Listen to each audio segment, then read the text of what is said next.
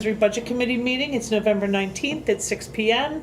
Welcome to everyone. Introductions and roll call. To my left is Joy Gray, Selectmen's representative. I'm Sharon Schilling, the chair of the Advisory Budget Committee.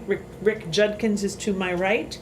We are missing members Joe Dame and currently Sarah DiMartino, who obviously, Joe is excused. He's working food pantry issues. So if we'd like to stand and say the Pledge of Allegiance. I can lead today. Pledge allegiance to the flag of the United States of America and to the republic for which it stands, one nation, under God, indivisible, with liberty and justice for all. Thank you. First thing on the agenda is approval of the October 22nd minutes. Does anyone have any comments? I did not have any.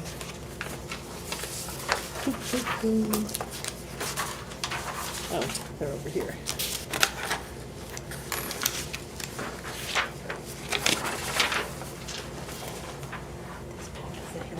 Those are extras. I make a motion to approve. I'll second. All in favor of approving the October 22nd minutes as presented, say aye. Aye. Aye. Sorry, meeting has started. Didn't mean to answer. Okay, I gotta go back. Sorry. That was They're Sarah. approved. That was Sarah. Was that your son? I didn't mean to. I meant to hit not answer, and then it accidentally answered. And she said hi right as we were saying aye to approve. Oh, So it's kind of funny. I, by the way, approve Okay. officially. all right. Or aye. Unanimous, thank you. All right, the next item then is the Silver Lake Watershed Management Plan Opportunity presented by Scarborough, Lord and Kramer. You have the floor, gentlemen. Thank you. If I could, I wanted to add this as a frame of reference. This is a map that shows the Silver Lake watershed. So, we gave you the document that refers to it quite a bit, but kind of neglected to put a map in there so you knew what it all referred to. Thank you for the opportunity to present tonight. I wanted to, ask you how you would like to, given that we gave you the document that sort of gives you a summary, what would be most useful to you as far as, would you like us to go through a short summary of it and then open to questions, or do you feel like you've all read it and understand it and just want to ask questions? Well, I would like for you to go through a short summary of it because the folks on television have not Gotcha. seen it, and Okay. and anyone who watches this meeting afterwards would then have a better understanding of what the heck are we talking about when we talk about this. Sounds good. So what Silver Lake Association of Madison, which is the organization called SLAM, nonprofit, that who has a mission to look after the quality of life around Silver Lake, the quality of the water. We came across an opportunity where we could fund a watershed management study through a state funding organization at a very favorable conditions. And what we're interested in doing with this watershed management study is answering questions about the state of our watershed, paying an environmental engineering consulting firm to perform a study that looks at the entire watershed and comes back to us and gives us recommendations on how we can protect it. We feel that this is particularly important given some of the changes that we're experiencing in average temperatures and rainfall. The fact that we've found PFAS locally, we've got one problem that we know of. We've previously had manufacturing operations here, lead mine, a lumber mill, and who knows throughout history what other situations we've had that might represent a problem for us as these continuing weather patterns change. So the study is something that will answer a lot of questions for us and give us some guidelines to protect our watershed really for decades to come. What's enticing about this particular opportunity is that we have been pre-approved to apply for up to $100,000 in the Clean Water State Revolving Fund. And the terms of that loan are essentially, they give us a line of credit in effect that we can just draw off of and pay a consulting company that we choose. The interest rate while the loan is out is just 1%. And then once the plan is done and it's submitted to the DES and approved, the principal loan is forgiven, such that the only cost to the community or the only cost related to the loan is the 1% interest while the loan is out, and that's typically runs $1,000 to $2,000. And SLAM is prepared to step up and pay that interest so that there would be no cost to the town or to taxpayers. So that's the opportunity that's before us. We're offering to organize a steering committee and lead it in order to see the project from start through completion. And the first step would be a warrant article to be approved by the town in March, excuse me. And then things would proceed from there. Can I add that the additional outcome of the plan done by certified engineering hydrologist kinds of people could give us a place to help DPW prioritize culvert work, that kind of stuff, as opposed to with some engineering expertise, not to tell them what to do, but may help them prioritize. These are things that you might want to watch that would preclude some of the serious erosion problems that we'd seen the last couple of years. And so we would roll that in. And Joy, as you and I spoke, I think the PFAS piece is a part that we can ask some qualified experts to help us with too. And with the Silver Lake Dam project, where there's going to be a warrant article very likely for $165,000 to pay an engineering firm to look at the dam. So if we can coordinate rather than two separate probably have to be two separate warrant articles, obviously, but so we're not doubling efforts, maybe share information, leverage information, that type of thing as well. Yeah, that absolutely makes sense to us. And the PFAS and the dam were things that Dave and I put in the application, which was one of the reasons DES, I think, approved our town for a grant. So, and those words are in there. Okay, Hey, great. have you done any PFAS testing along the brook or to the lake? No. No, we have not.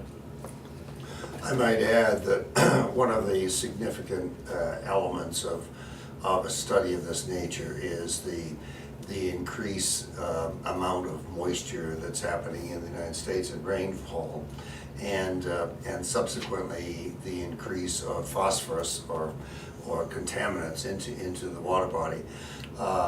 Our phosphorus ratings, which we do every year on Silver Lake, have been reasonably steady. They did go up a year ago, summer, that very, very rainy summer that we had. So we are sensitive to that phosphorus runoff. And of course, what phosphorus does is all kinds of growth, including cyanobacteria blooms. And DES has just received some state funding to further study cyanobacteria blooms. They don't know all the chemicals that are involved in creating it. They know phosphorus is a key part of it, but they're growing like leaps and bounds. There are 50 new ones this last summer alone in the state, and it's toxic stuff. It can kill animals, and it makes humans pretty sick. So it's not something you want to go swimming in when it happens. We had one small excursion a year ago last fall. Mm-hmm. Came late in the season down in the southwest corner of the lake. It was no bigger than this room. It was spotted late in the afternoon. By the time the pictures and stuff were taken and sent off to DES, the next morning it was gone. Thank goodness. But it can happen. So this whole project is not for Rick and I as youngsters, it's really for grandkids to really have a handle on that huge influence that we have that influence the quality of the water at Silver Lake. Yeah, one thing I was learning, that a lot of the PFAS hotspots in Maine are due to lumber mills, paper mills. So I know Chick Lumber Mill used to be on the north side, so I don't know if there was any related, any relation there, if they did any sort of paper milling type stuff that would have, because I also learned from the Historical Society that the Madison Lumber Mill did used to be owned by a paper mill company. So I didn't know if there was anything tied into the lumber mill, north side of the lake, so something to kind of. Well, one of consider. our test locations Yeah. is almost opposite. In fact, it's really to capture Forest Brook, that influence there. Yep, which is right there. And Joy, those readings are always a little bit lower than favorable to the rest of the lake. And it's the influence of the chain of ponds and Forest Brook. But it's interesting, when I was a kid, I used to see sawdust blowing right out of that mill right into the lake. Yep. But one of the things that's interesting, when Dr. Bob Newton did a study of Cook's Pond and all the ugly chemicals that are in the shoreline at the north end of lead mine, you may wonder why nothing grows there. It's awful stuff. It's got lead and zinc and you name it. That's why there's no growth there. But it's interesting that he had his students studying what do I want to say, the sedimentation that's happened through the years, and how long ago was it? Over 100 years ago, I guess, before that mill. And that's all encased in sedimentation, and it's down there. But they have to go at least 20 feet to get to it. So it's dormant. And it's protected, and the water flows through there, and it's fine coming into Silver Lake. A similar thing probably to the lumber mill, but we don't know that, Joy. Have we had a geese problem at the beach on the north side of the lake? I know a couple of years ago they had to close it. Like they had to close White Lake and Tamworth a couple of times when the. You talking E. coli? Yes, when the geese poop and. Yeah, it was all. That hasn't happened. That only it was happened the like once. North end when we had an overpopulation of Canada geese, Yeah. and and that's when we got our goose permit, which entitled us to take them. Oh, okay. But we haven't had a problem. We haven't had a problem since. But they are giant polluters, just Yeah. huge. As well as, I always hesitate to add, as well as septic systems that are close to the water. Yeah. And as you know, New Hampshire had passed a law that has recently gone into effect that homeowners, lakeside homeowners, going to sell homes have to have their sewage systems tested and have to have them remediated before or as part of the seller deal. And it's now costing, the realtors will tell you, it's now costing people tens of thousands of dollars to fix sewer systems. And so I think we're always quick to blame the geese, and because nobody wants to hear what the alternative might be for E. coli in the water, but I don't know. So I'll stick with geese, but Well, this is. with one eye closed. Part of the process of kicking this study off is to define a set of goals for the project. And that needs to have stakeholders or representation input from multiple groups. It needs to be thought through carefully and then presented to the engineering company as part of the work project. So all of these things that we're talking about are all considerations for what this study will cover. And that's why you've got this number that's $100,000. If it was a simple, clean situation, it might not be anywhere near that. But we're accounting for the fact that in some scenarios where we've got things like a lead mine potentially or other issues to look at, we want to make sure that the funds are there to do everything that we want to do with this project. Yeah, I have questions about being the budget committee, the financial piece of it. You say it's a line of credit, so is that deposited somewhere and we draw from it, we pay vendors from it, or is that we submit invoices to somebody at the state who's kind of managing the line of credit, and they pay invoices for engineers and things like that. So how does, Yeah, the way Does it the financial works, piece of it the work? way it works is that we simply request a disbursement. We can request up to one a month. okay, And it's completely up to us how much we disperse.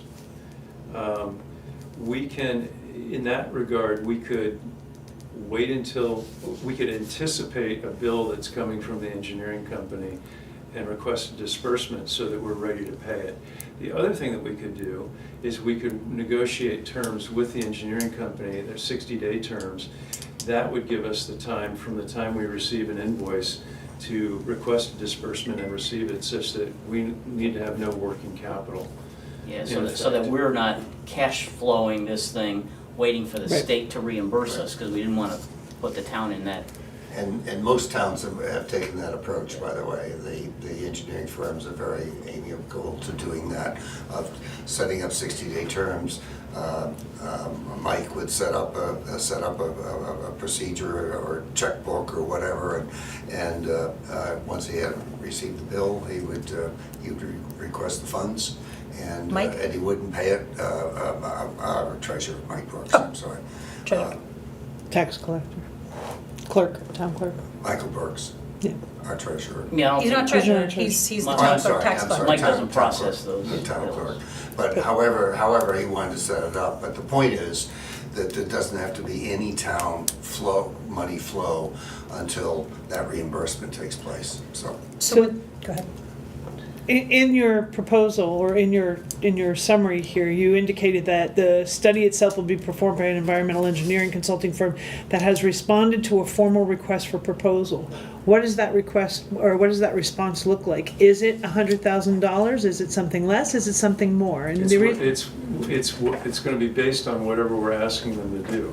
Right. And this has been done by, Would you not have asked them something to do in that request for proposal Oh, yeah, already? yeah. And what was their response? so their response will be, it's basically, they're gonna give us a quote. They're gonna tell us how much it's gonna cost to do that work. Okay, so you don't have that quote We yet? have not No, done that no, no. because we don't have the approval to spend money from Okay. the town. Well, Not yeah. only that, but we haven't applied for and received formal approval from the Clean Water State Revolving Fund. That would not happen until after the warrant article is approved. Okay, the summary made it look like that the consulting firm has responded to a formal request for proposal. So it made it look like you had already given them some form of Okay. request RFP Yeah, that no, they we had haven't- responded we- to. We don't even know who the firms Okay. are gonna be at this point. And then I'm presuming that this committee that will get put together with the steering committee, the other members advisory budget, will answer to the Board of Selectmen? Presumably, yes. We certainly report to the Board of Selectmen. It's the town's money. Yes. Yeah. Okay, and then I see you have other advisory budget committee, Madison residents at large.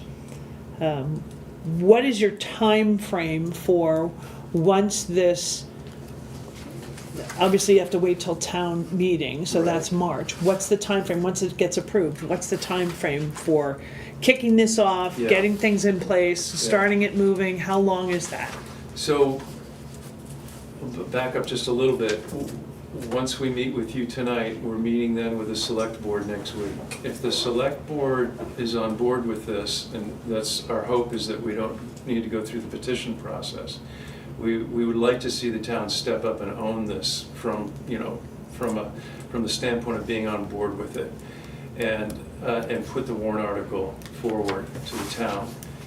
Assuming that happens and we get the warrant article approved, well, assuming that happens, then the first thing is we're gonna pull the steering committee together. And we'd like to have it together by early January, because we're supposed to then meet with DES for a first meeting. The warrant article then happens in March. Once the warrant article is passed, then we immediately apply, put in the formal funding for the application. However long that takes, it's gonna be probably a couple months. And then once we have approval, then we start working on the request for proposal. RFP. The RFP. And So it's not a quick activity. No. And then those guys are gonna come and study and Right. write their report. I would guess typically that sometime in the summer of 2025, we would have identified an engineering company to work with, and we would probably work would start by maybe late summer or early fall. Okay, so you don't already have one. No?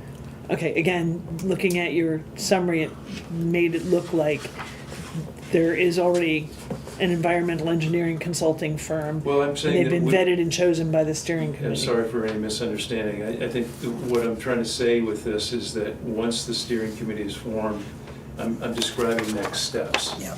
So this is how it ensues from there. When you and I spoke, I had recommended, and I don't see where, and maybe this is my fault, I don't know that if I forwarded it to Linda to update I had asked you about that warrant Yeah, article wording. I did send you one Yes. with a warrant article in it. Do you happen to have a copy of that with you tonight? That way we could at least give it to Linda and has the. I can email it to Linda.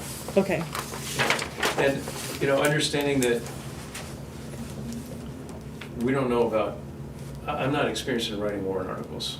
And so what I did is I got, and in fact, the DES said, we're not in the position because warrant articles change from town to town, from municipality to municipality. So I just gleaned a bunch of information, and I can provide a whole list of other warrant articles that have been written for this exact type of thing in other towns. And I can also give the boilerplate that DES provided. And then I can give you what I munged together. But I'm not a lawyer, I only play one on TV. it might be better if you're not.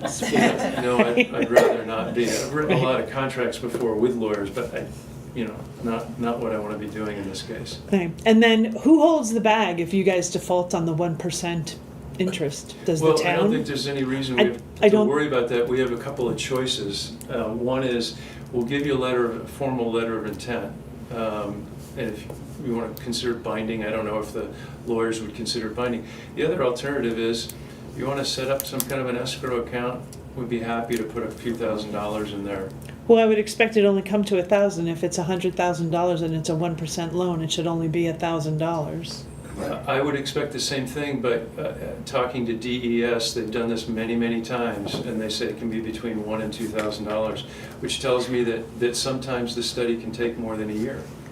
So then we're gonna need more than It just depends $100,000. on how complicated it is.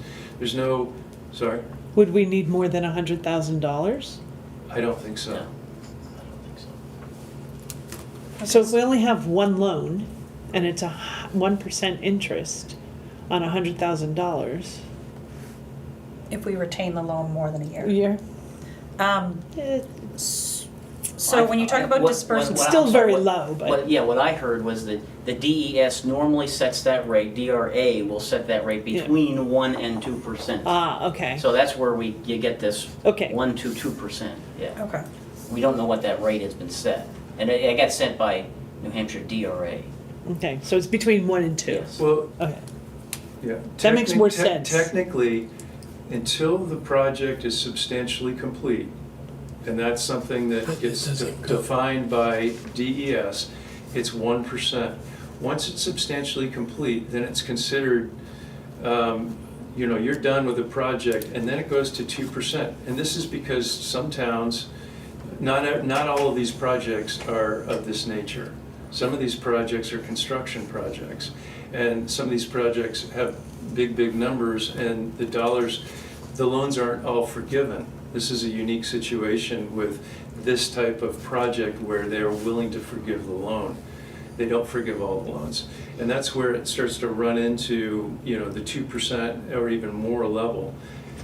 Why a project like this would be more than, would even be $1,000, I don't know. I wouldn't expect it.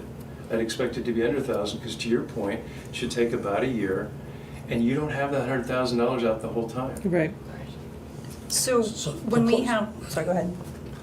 So your plan is, or your hope, is that we get this approved, get it in the street, get them here, at least do a lot of the data collection before winter next year, and then get a report.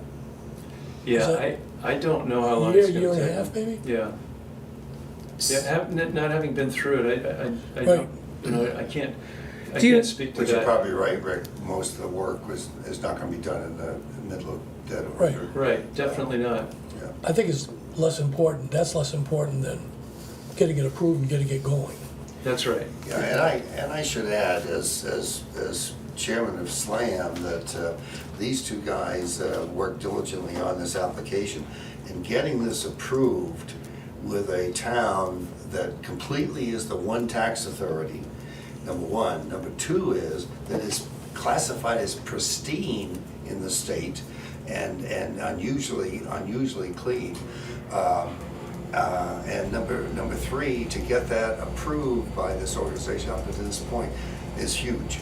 It really is huge. And they didn't go into it with the thought that they had a high percentage chance of getting it. But so this initial approval is a very significant step, that we have the approval, which says we can proceed with the process.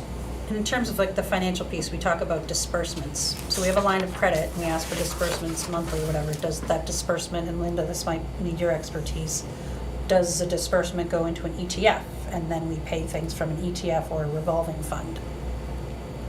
I think that's where the language of the warrant article will become Yeah. important as If to we see how what other the towns did. process and how this gets set up.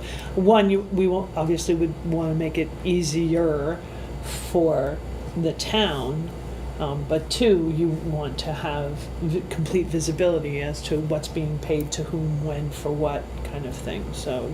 And if we do some kind of trust fund, whether it's expendable or revolving, then who are the agents to expend? Does it come to the select board, and the select board has to sign off on every invoice that goes out? So I just want to make sure we have the logistics nailed down, and we're not kind of all of a sudden in the thick of it going, wait, how's this supposed to work? Well, and I think I would suggest that when you go before the Board of Selectmen, have some of those recommendations kind of line itemed out, if you will, like here's two options.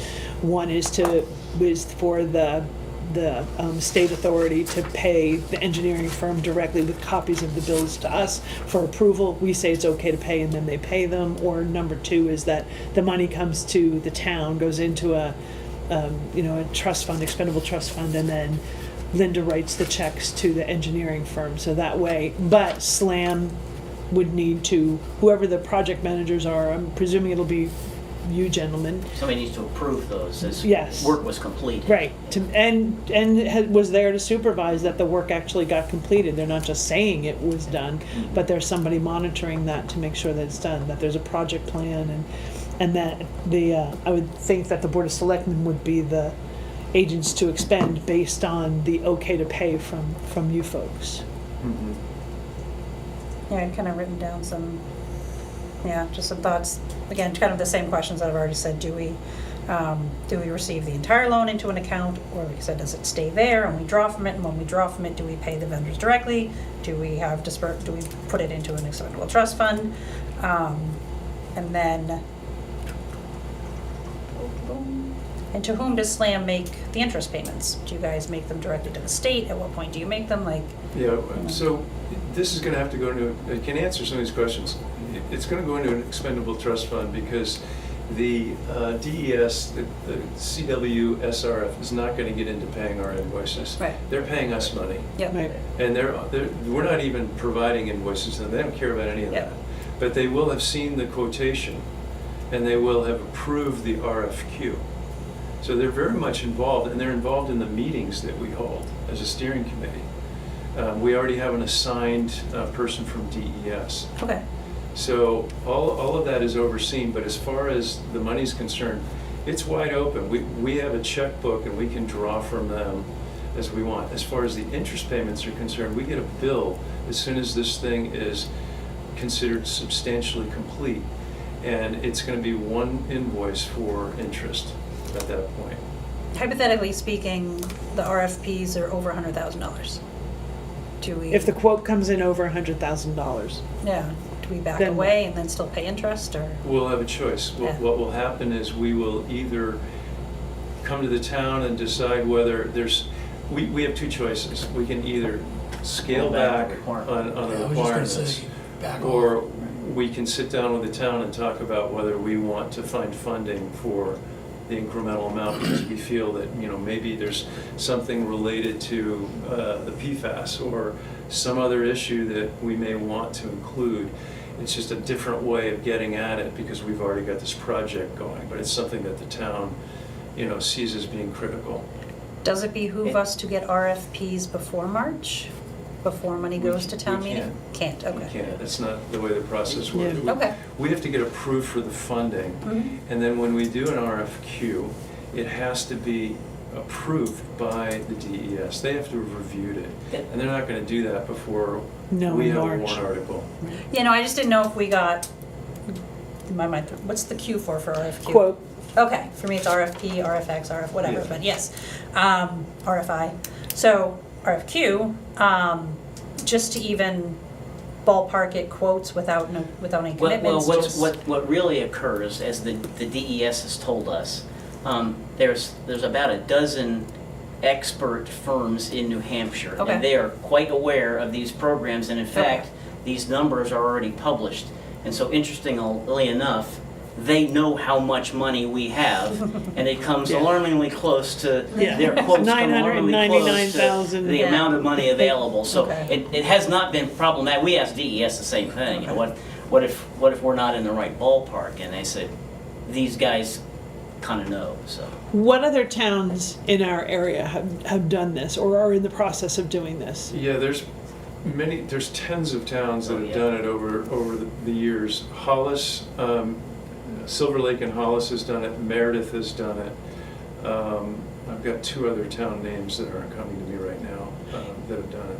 Is it possible to get copies of their RFQs and the responses to those RFQs to give, at least when you talk to the Board of Selectmen again, give them a ballpark of, here, with Hollis and Meredith, here's where it came in at. This is why we're confident that it should come in right around or under We could do that, but 100,000. we have DES.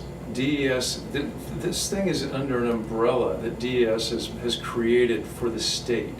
And you've got towns, there were 5 towns, I think there are typically 5 towns a year that are applying for this kind of a loan, for this kind of a project. And this has been going on for, I don't know, 10, 15 years, however long that's been going on.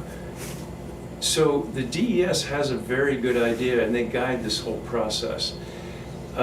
But to answer your question, we actually do have contacts, because I asked DES for them in a couple of other towns who said, yeah, we'd be happy to work with you and share information with you. And we're going to reach out to them as a steering committee, meet with them, you know, online, and learn as much as we can about what they're doing. But as far as the $100,000 and this whole thing, this has been going on for a long time, and a lot of different towns have done it, and I'm quite confident that we're in a system for doing this that is well understood and well known. Right, even if- but even if not we to have never- us. So that's why we're asking for the information, is because it may be well known, but not to us. Right. So if we can get so- that information, So it'd DES be better. is amalgamating all of this. If you want us to go out and ask some other specific towns, we can do that. Or if you have the amalgamation from DES, just something that, I don't know if there's a report from DES that says these 10 towns in the last 5 years have done this, and it's run anywhere from, you know, in a very small town with only one single small body of water from, you know, $550,000, and here's a little bit larger town with a larger body of water, you know, like an Ossipee Lake kind of thing, that, you know, it has. It'd be good to have some examples. Just, I think it would make the selectmen, and it would make me as a numbers person a little more confident that we've kind of looked at all aspects of this. And I look at this as risk reward kind of thing. Like, what is the risk to the town should all of a sudden something happens and it's not, we approve this warrant article and then we get the RFQ response from them and it's not $100,000, it's $150,000. Well, because we're for some reason extraordinary in whatever aspect it is, different from the other towns. So I understand, and we can get that information. I can tell you, though, that we put a 10-page proposal together that talked about every problem we could possibly think of in this town. and that there's a group of people at DES that decide who wins these awards, who gets pre-approved. And every year they're looking at every single one that comes through. They know better than a single town because they've looked across all of these different applications year after year after year. We laid everything we could possibly think of out in front of them. And they came back and approved us for up to $100,000 because they know from reading our project that there's nothing extraordinary in it. I can't recall, did Is there a that come to copy? town hall yet? Yeah.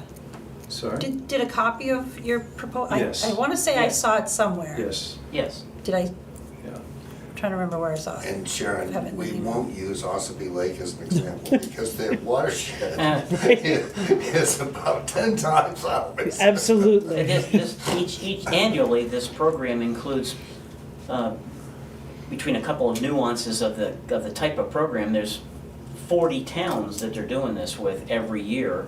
And we happen to become, we were lucky to make the cut to be part of the 40 towns this coming year, assuming we can get it approved in town Right. meeting. Yeah. Right. And then the information that I would ask from other towns is, how did they write the warrant article? How did they do the finances of it? Did they do an expendable trust fund? Did they do a revolving trust fund? Who were the agents to expend? You know, like those are the nitty-gritty details that the select board is going to need in order to make that happen.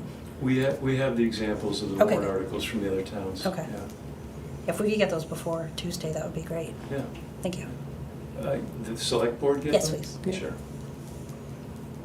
So, you're looking for our blessing?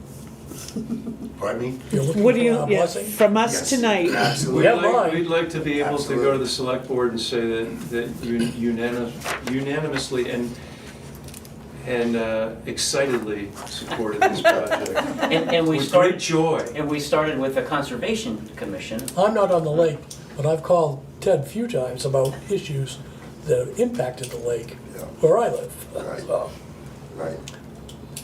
And you know what we're talking about when we say there will be recommendations about culverting and so forth, because he's right up at the head of one of the key watershed points. Most of that area is all pretty well protected. You know. The headwaters, pretty well But protected. it's amazing what simple things can be done of diversions so that you don't have the number of little brooks that you want it to get absorbed.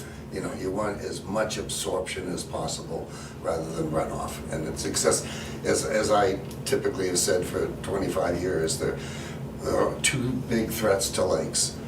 One is the introduction of invasive species that is going to change the character of the lake, and the other is excessive runoff.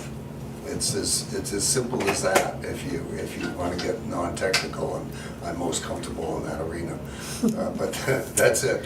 And this is the one we're studying. Okay. Any other questions? No? Well, let's discuss this between the three of us. Are we in a position to make a recommendation or even a supporting statement to the Board of Selectmen for at least moving forward with this and having a warrant article introduced? I think it's important. It's our watershed. You know. I would move to approve the request. I think it's important for the community, long term, and price-wise, it seems reasonable. They've done a lot of research, they know what they're talking about, so I'm all in. From a risk standpoint, I'm looking at, okay, everything goes kind of haywire.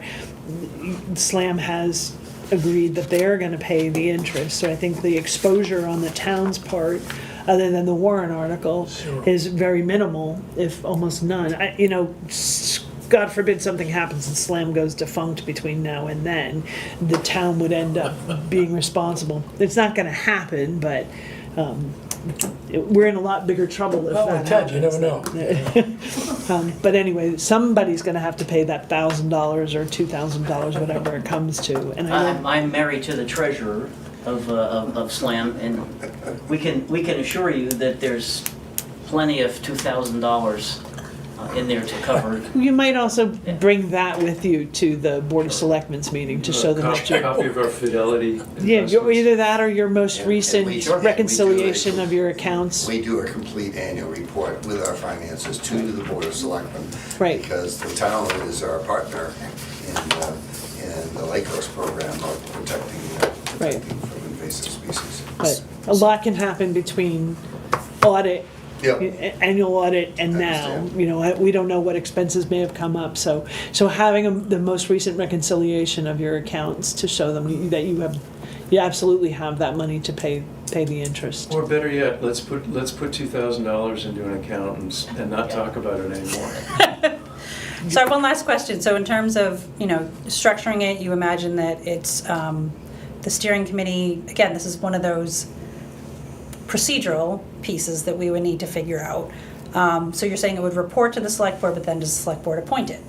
And if it's a committee, subcommittee appointed by the select board, you get to sit in this room and have meetings on camera, and you need to take minutes that get turned into town hall. You had mentioned town clerk, tax collector being involved. So what is that role? Like, who else at town hall? How much of Linda and Kate's time, do you think you'll need to do things like that? So, just want to take in the whole big picture into consideration. So, like, what folks within town hall, what will you need them to do? Like, what, you'd mentioned Mike Brooks, what would his Yeah, role be in terms of Ted, it? I think what you meant to say is the standard process that a bill comes into the town gets certified, in this case, by somebody that is familiar with the project and what the engineers have actually done to certify their billing, and that goes to the folks that generate Accounts payable. the checks that you sign Yeah. before you come down to these meetings. Yep, Yeah. okay. So I don't think that's So a it'd be the Mike accounts Brooks, I payable think- process as opposed to Exactly. Yeah, town clerk, tax and collector. I Okay, would suggest all right. that the steering committee has to meet and approve unanimously, or Invoices. invoices. Yeah. So that you don't have, there's not one person responsible from the steering committee. And then, to your point, I think, we can do whatever kind of controls make sense to, and this, I'm looking more to you guys. I've not been a selectman, which is why I asked Bill and really appreciated him getting involved in this. But we've kind of teed this whole thing up, and we're really looking for the select board and the town to say, yeah, and help us figure out exactly how to do it. We don't have all those answers. I don't know the inner workings of this town. I know what I'm working on here. I know this project pretty well. And I know it's going to be good for the town, so now let's figure out those details. But I don't have all those answers. Okay. So if you have any thoughts that you want to forward on before next Tuesday, that'd be helpful. Yeah, I don't think it's going to be that complicated, but What I do I've think we need learned, to find a well- process. What I've learned from my time on the rec committee is we have a revolving trust fund, but we have a budget, but this has to be, like, it's way more complicated than you would think. And hopefully this would be a lot more straightforward than that. Yeah. But in terms of donations go here, and then this, like, we had to take in money for field trips, but the field trips shouldn't have gone in this fund, they should have gone in that fund because we don't take the money, they're, like, it's more complicated than you might think. So that's just where my mind is in my experience, sitting at this table, whether it was for rec or as a selectman. So I'm just trying to think in advance so that we solve problems before we sign papers. Good.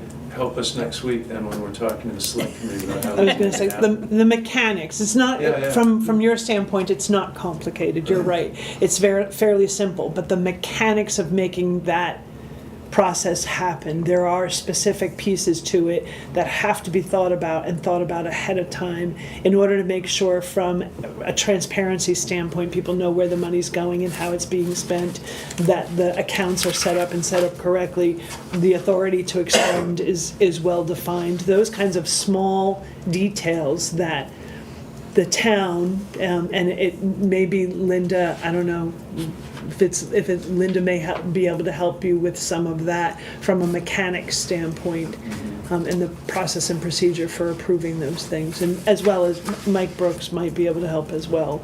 But I would generally think more from an accounts payables perspective, it's going to be in the town administrator section area of expertise. And then the select board needs to be mindful of how much Yes. more are we putting on the plates of people who already have full plates. Very full So it plates. sounds like not much. It sounds like a disbursement, like you said, every month or something like that, but we just want to make sure that we're mindful of that too. Do you have any, while we've got you, do you have any thoughts about the makeup of the steering committee as we've proposed it? I think that, the other question will be, how are you going to get 2 Madison residents at large? We have one.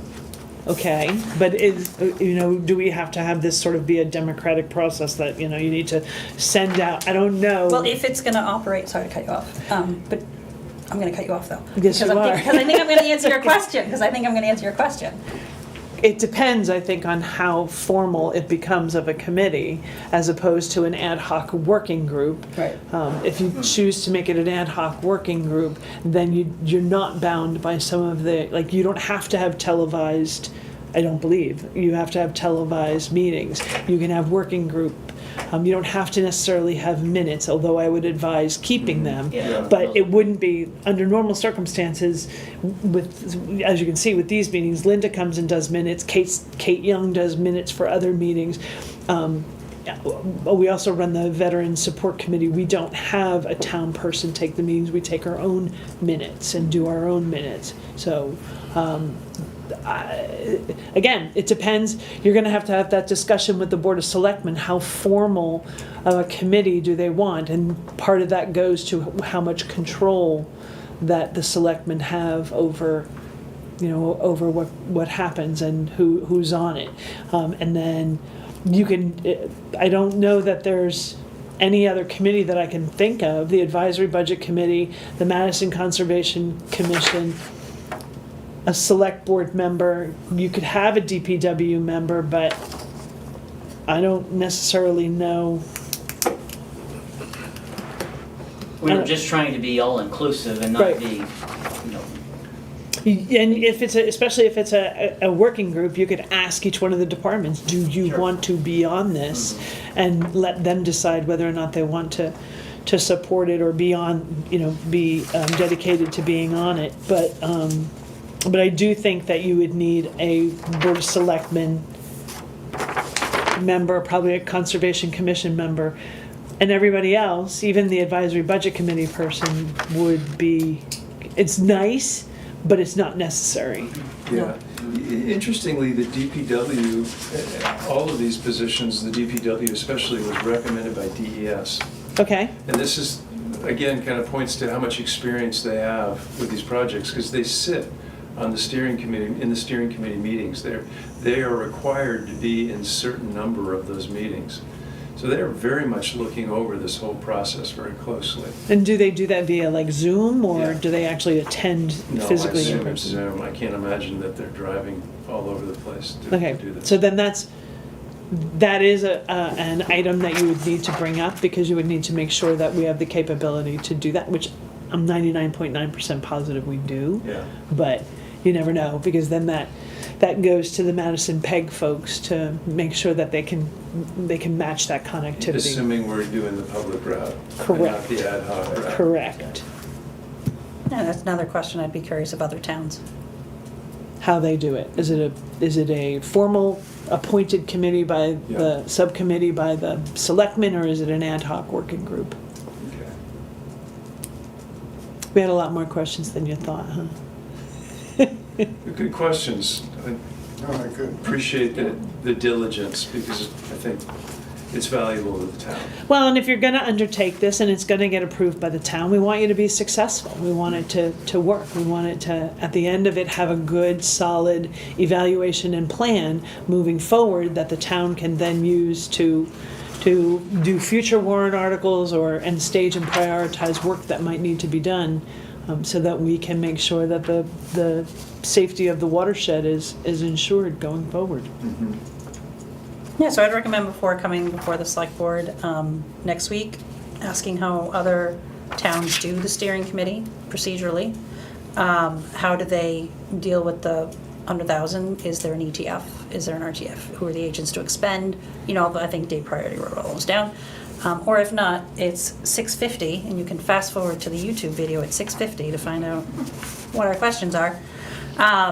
So yeah, how does that financial piece work in terms of the disbursements, in terms of what type of fund, who are the agents to expend, so that type of stuff. So I think those are my thoughts and on what to bring the steering tomorrow. committee formality or lack thereof. Right. Right. Ad hoc or not. Right. Yep, 92A-ish or not. Correct, exactly, 91. or 91. 1A. It's a 90-something. Okay, so back to Rick. 220, 221, whatever it is. Oh, yeah, I'm over here. Right, you made a motion to move forward Move forward. with a recommendation to the Board of Selectmen In support, yeah. in support of their efforts. Do I hear a second? As a member of the budget committee, I will second, and then if I have all my answers next week, I'll also make a motion as a selectman. All in favor, say aye. Aye. Write down those answers. Say aye. Aye. It's on tape. Okay. I'll write up something, Linda, if you want, to be able to send to the selectmen. And actually, what's Tuesday? Tuesday's date. Maybe I'll just go to the meeting. Ooh, Tuesday, November. 26th. 26th. What's going on?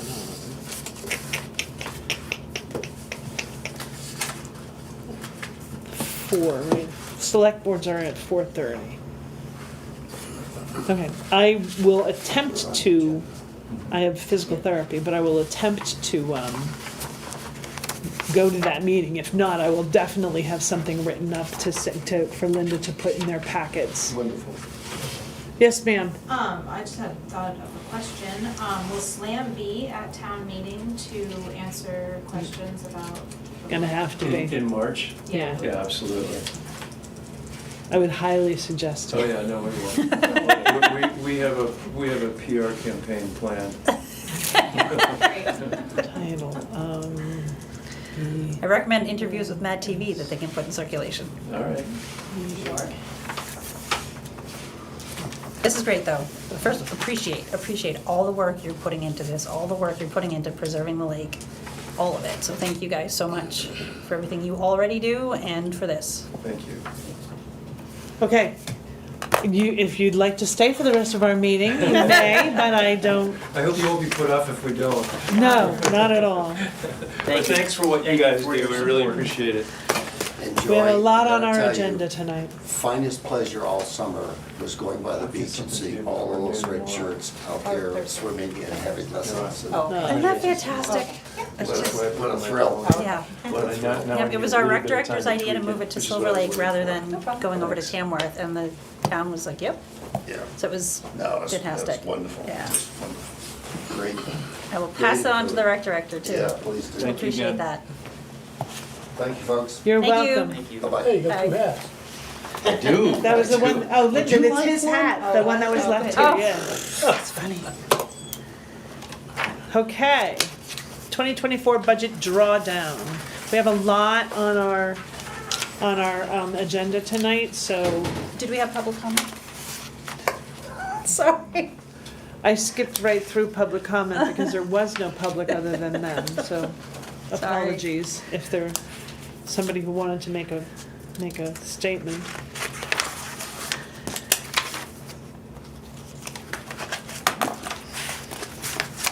Do I not have the?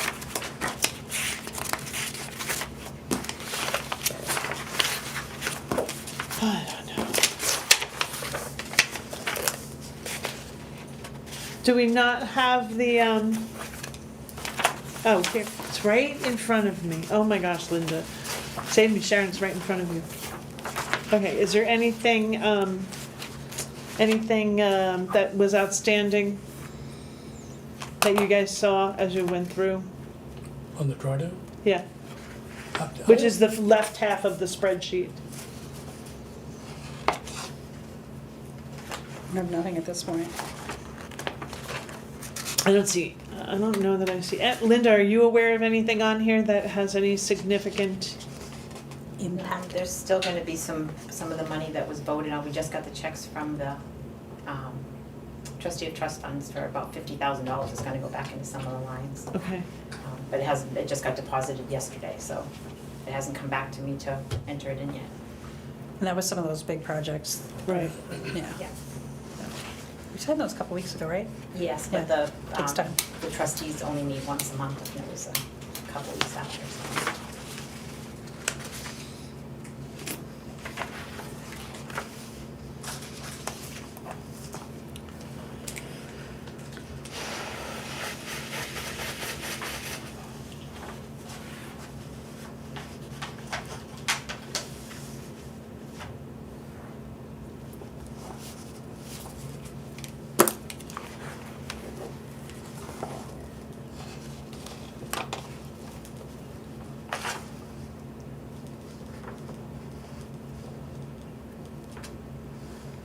And this includes proposed for 2025 already? No, No, just there's no numbers just in a couple those. of lines. Oh, okay, Yeah. I was just looking at the change. Oh, yep, no, no. There's some assessing lines in there. Yeah, and but actually, I was just playing and I meant to take them off before. I'll cross them out, X, right there. They're not real. No, I don't think there's gonna be a difference, but Okay, when might we see the first? I'm gonna try and have it for the selectmen next week with some real numbers in there for everybody. That's my intention. Can you, when you, if you were able to have it for the selectmen next week, can you forward me a copy, please?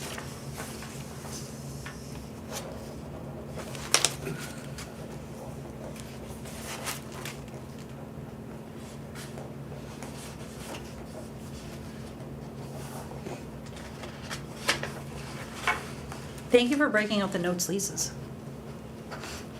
Oh, yeah. Yeah, That's really helpful. I tried. Because when trying to do the CIP, it's much easier to know. The only, and I'm not sure about that, if actually, if the grader will land there or in a warrant article, so I don't have any numbers in there. Yeah, okay. I'm not sure where it's gonna land. How that has to be written up. Yep. Did we do a trash truck? Yeah, Trash truck, 5-year lease. we purchased one, right? Yes, but we didn't make a payment on it, we didn't have it in the budget last year, because we bought it last year, so we didn't make a payment on it last year, so there wasn't anything in the approved or expended for it for this year, for 2024. And that's the Green Western Star. No, the trash truck is blue.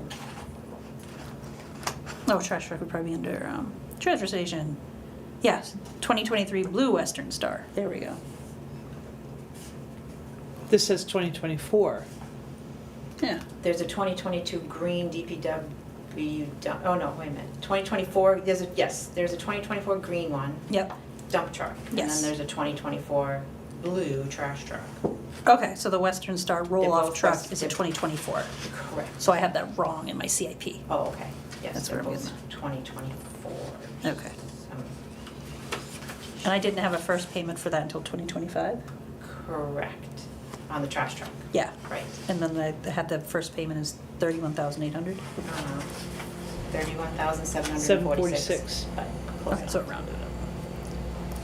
First payment, 2025, okay. All right, anything else on here?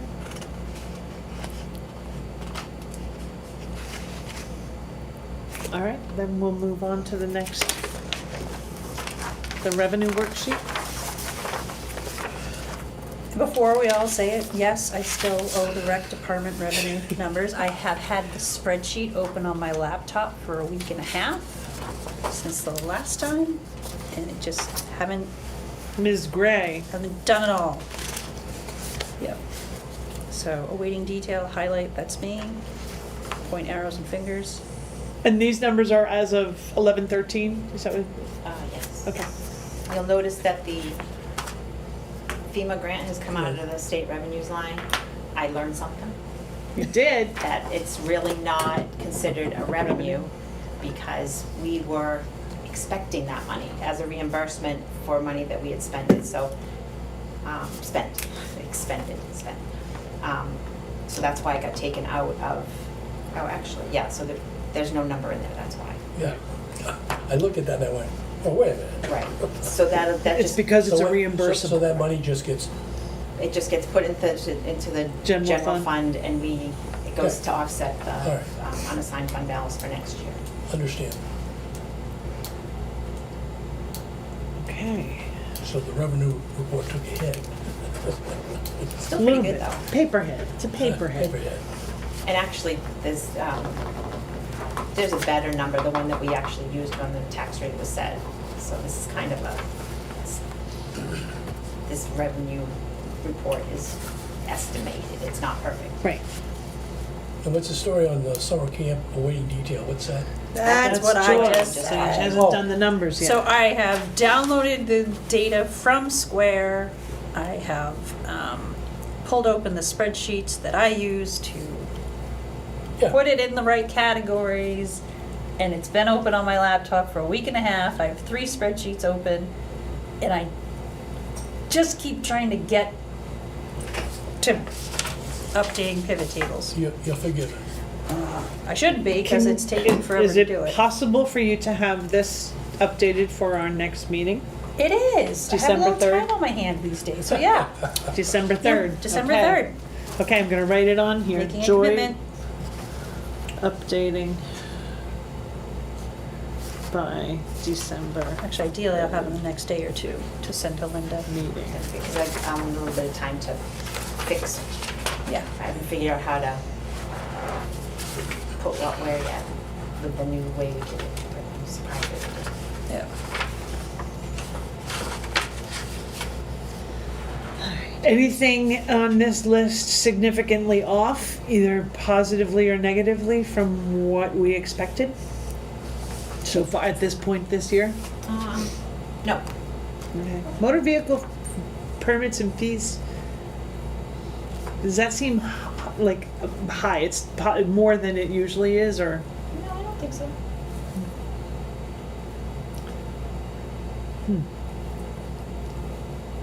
So we don't count property taxes in this. Correct. No. They're receivable. I got my bill, by the way.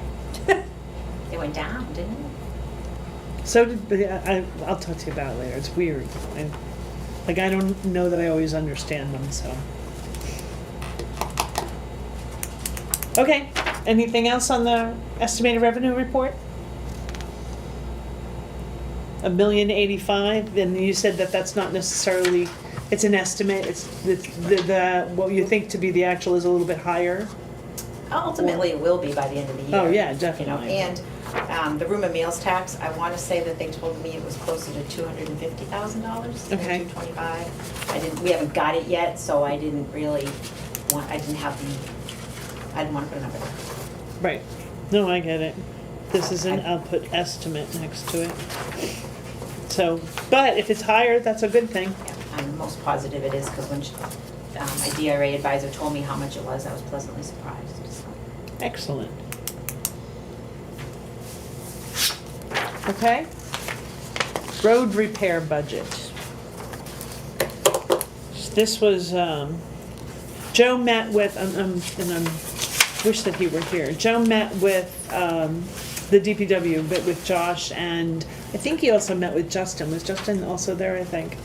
And they discussed, it was a sort of a pre-discussion to figure out what warrant articles might be coming down the road, and what equipment might need to be replaced, partially in support of the CIP, but also just to understand from a road perspective where we stand. And Joe provided a synopsis and summary, and that there are currently 6 red priority roads listed for 2025 repairs: Forest Pines Road, Forest Pines Extension, Jones Hill Road, Pine Hill Road, Mooney Hill Road, and Town Line Road. Now, I understand the Mooney Hill Road it's a red priority because it needs the top coat for the work that was done last year. That's what I understand, That's, yes. yeah.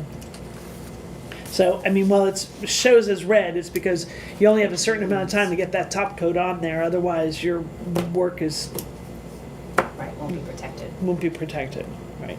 And then historically, the town has appropriated $200,000. 2023, 200 was appropriated for paving and road improvements of Pound Road and a portion of East Madison, so that was basically $400,000 that went into road improvements, because you have the normal 200 that goes in. It says 250. It was 200 previous years. Last year it went up to 250. 50. Yeah, that's later. I'm looking at this one, 2023. Okay. In 2023, 200 was appropriated for paving and road improvements of Pound Road and East Madison. And historically, they had been using 200. Last year, I do know that it was up to 250,000. This year. Wow. For 2024, yeah. However, the cost to repair these 6 roads that are listed as red, yeah, it's close to $500,000. And as I'm looking at the road plan that we received, which thank Right. you. Thank you to the DPW for forwarding this. And thank you There- for it being in color, that helps quite a bit. There are actually 6 roads as red on here that are not listed on here. So the red on this larger sheet means it says that they're in poor condition, but it sounds like of those 12 or so, that these 6 are the ones that are gonna be There's done next year. 10. Okay, well, cause there's Forest Pines Road and Forest Pines Extension here, but there's only Forest Pines Road there, and Mooney Hill is on this list, but it's But not not on on that this one list. as red. So, yeah, it's a little bit Yeah, of, Mooney Hill shows as green. yeah. And then East Madison, it has as a red, and then it has a yellow as Olay. I probably meant overlay. Yeah, that's what I Overlay, figured, yeah. but for the pound to Madison Corner, cause that was done over the summer. I believe so, I'm not 100% sure. Cause I'd asked about that in the select board meeting at one point. Right. I don't know why Jill, it may not have just been, this may not have been updated for all of those. So what this all comes down to is that what Joe was saying is that the warrant article for road repair is probably gonna have to be increased above the $250,000. Now, he said, he recommends it be increased from 250 to 500.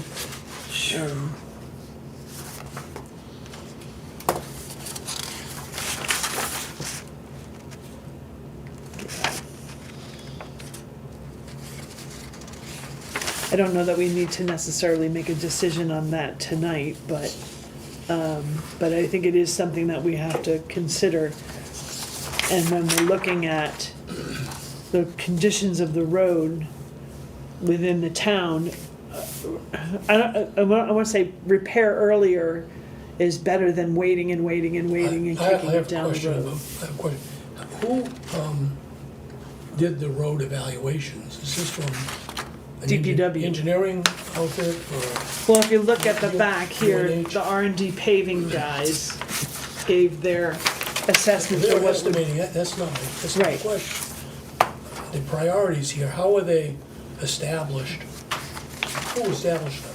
Do we have an engineering firm look at the roads and do that? I know that, I went through this before in another community, and we used a engineering group out of UNH, and they evaluated all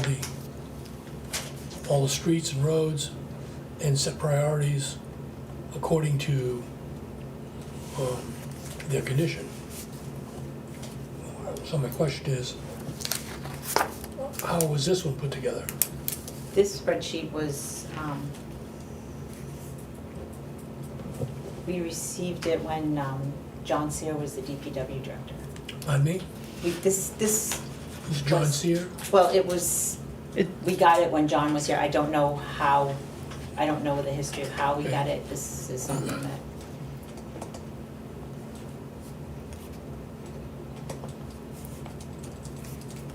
what we don't know is when, and maybe that answer is somewhere, but I don't know yeah, the answer. right. No, but maybe we can send back some information or a request to Josh at the DPW to come talk to us in the December meeting with regard to how the priorities were set, what's his criteria, because it doesn't answer that in here.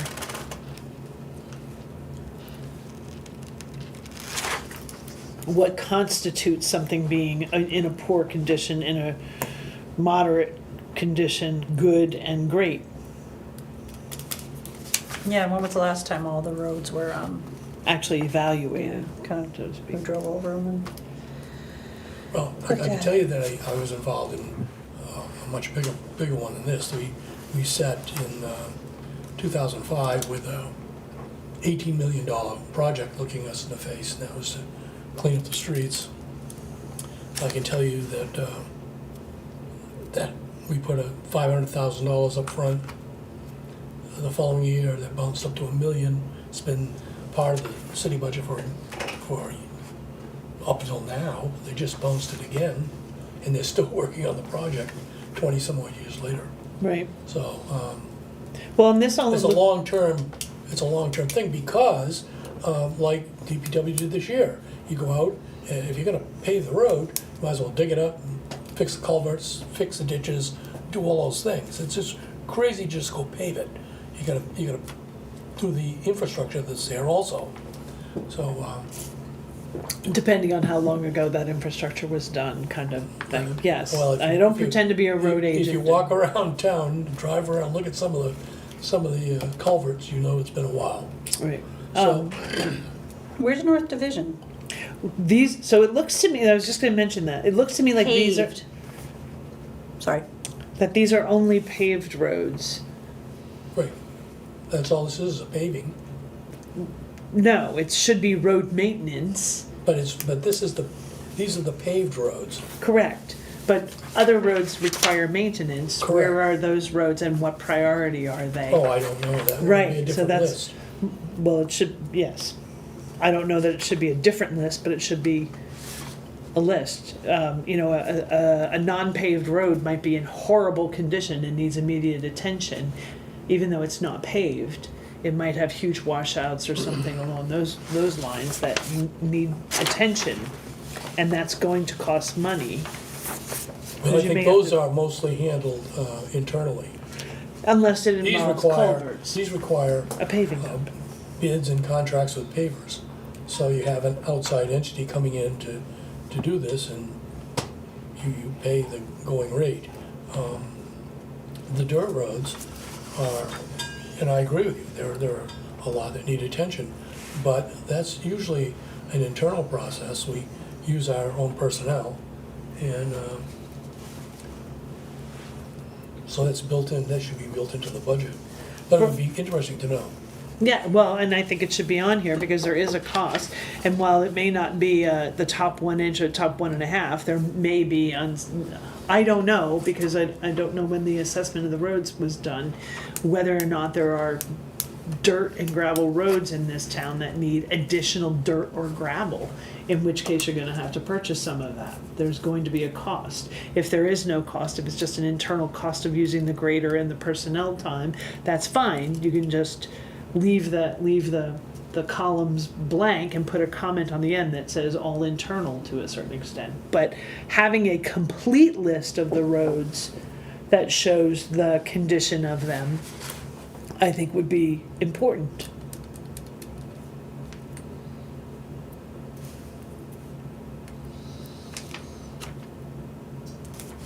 But at any rate, it looks like $250,000 is not gonna be enough to even take care of the 6 roads that they list here.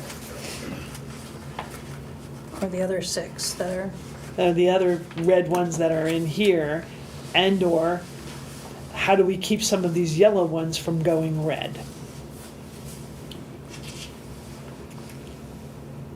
Right? yep. So.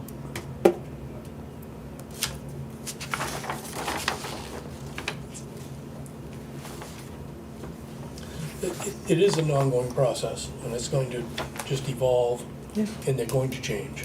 Oh, Simply gosh, because- yes. Simply because of use. Your blue ones will eventually, drop down, green ones drop down to blue, blue down to yellow. Yellow. Over time. Right. It's almost never ending when you're looking at this kind of money. So you have to set a limit, as far as I'm concerned, you set a limit, you put that in the budget every year, and you do all you can with the money. Well, yes, And you and, build a plan accordingly. right, and 'Cause then, you have 10 red roads here, and they're talking about 6. correct, but I don't know how red is red. Like, these 6 are their priority. Well, that's why I'm saying perhaps it might be beneficial to have Josh come talk about how these priorities were developed and explain to us. Right? So that we can work with, when it comes time to write the warrant article, we can work with the DPW to figure out what makes sense from a budget standpoint.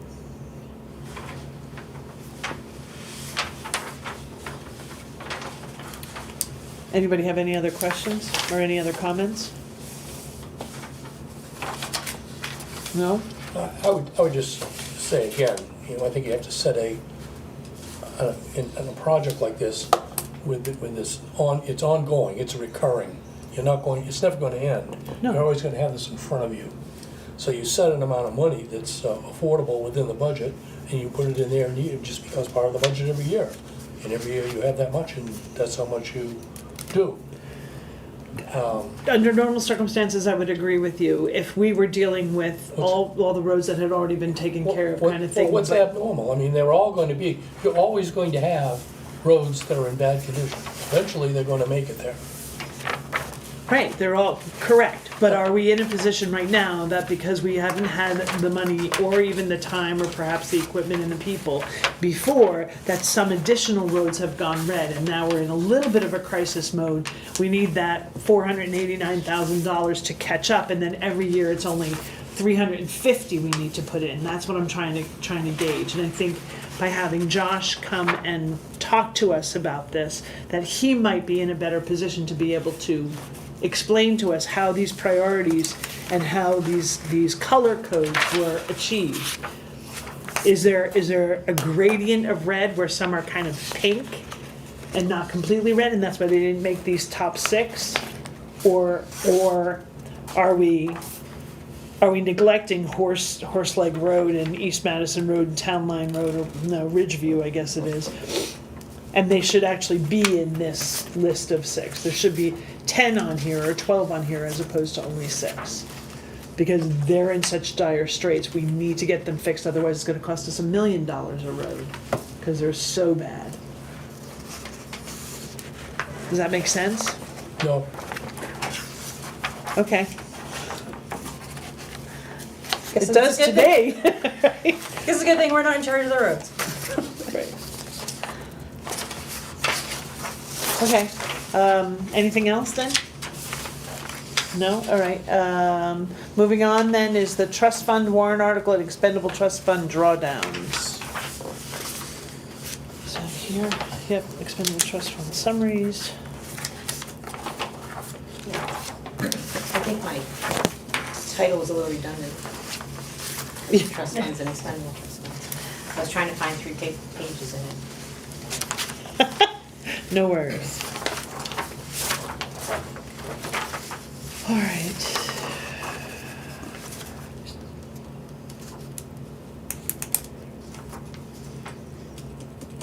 So the 118 for assessing, that's not gonna be enough to cover, it is gonna be enough to cover? Yep, Oh, okay, so that will more than cover the contract for 2025. 2025's Okay. reval with maybe $8,000 to spend. No, actually more than that. Maybe 10,000, I don't remember the number off the top of my head, but is that the entire community? It's not the entire yes, community. yep, for the whole It town is? next The whole year. town, 118? this year, yeah, So- or next year, 2025. What does reval mean? Does it mean they visit in properties? Does it mean they kind of just do an assessment of kind of where the town is compared to other towns? Well, How- kind of all of that. Okay. So every year, they go out and they we do Spot checks. 20% of the town every year. So by the time, and next year we'll do more. So by the time we get to the reval year, the assessor has laid eyes on every property in town. So we know all the data is correct. Then at that point, the assessor uses sales in the area to decide what the new values of the town, of homes and like that should be. And they actually, again, go around and look, next year, they'll go around, like, drive by every single house to make sure that they are on the right page with everything. They'll send out letters to everybody with their new numbers, and there'll be a way that you can come and have a conversation. It'll be by phone, I'm most positive how they do it now. Used to sit down here and do it. Yeah. But they'll do a phone call with everybody to go over if they have questions about their assessment or anything like that. And did I hear you correctly during the last Board of Selectmen's meeting, they expect that the town's value will increase to like 6 billion? Is that Well, what you- no, it'll be over $1 billion, 1 billion. Will be over Right $1 now, we're billion. at 661 million. Oh, okay. So, and we're at 55% of market value, so we could easily go to $1 billion. When we have houses that are assessed for $600,000 and they're selling for 1.8 million, Yeah. you know who our values are. You get down on the low. lake, some of the lake property. Yeah. What, okay. Is- How much will the assessed value change for the tax purposes next year, for 2025? Do you have any idea? Well, overall, the town could be worth $1 billion. $1 So we could easily add $350 million worth of value to the town. Go up In addition to what we have 35%. now, Right, so yes, we'll add another $650 million worth of value. 650? Well, to make it to $1 billion, that's about what we need. Well, 350. Add 350 to the I was just 600. gonna say Yeah, 600. to 660, Yeah, it's sorry. 660, 660, we add another 350, you get yourself to 1 billion. So, Which will make the town portion of the rate come down. So when people get their letters and their house value has doubled, don't freak out, because the values that we base all those numbers on, that $1 billion helps those numbers come down per thousand. So, Is there, I love the assessing website, I think it's so handy for all kinds of information.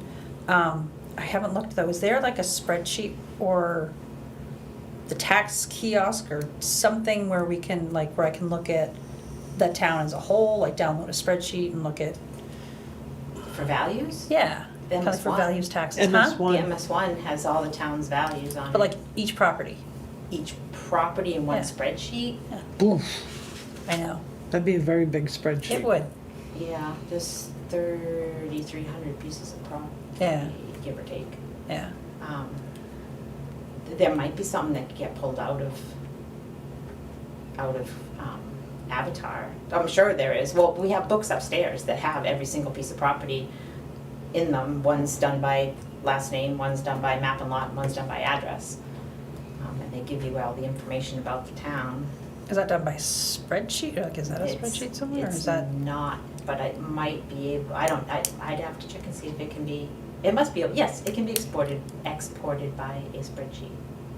Within Avatar, or do you have No, it magic would, capabilities? it would be generated out of Avatar. Okay, is that something I could do, or is it you have to have I'd your? have to do it out of Okay. Avatar, yeah, I don't think you could get that information, everything that you have isn't manipulable.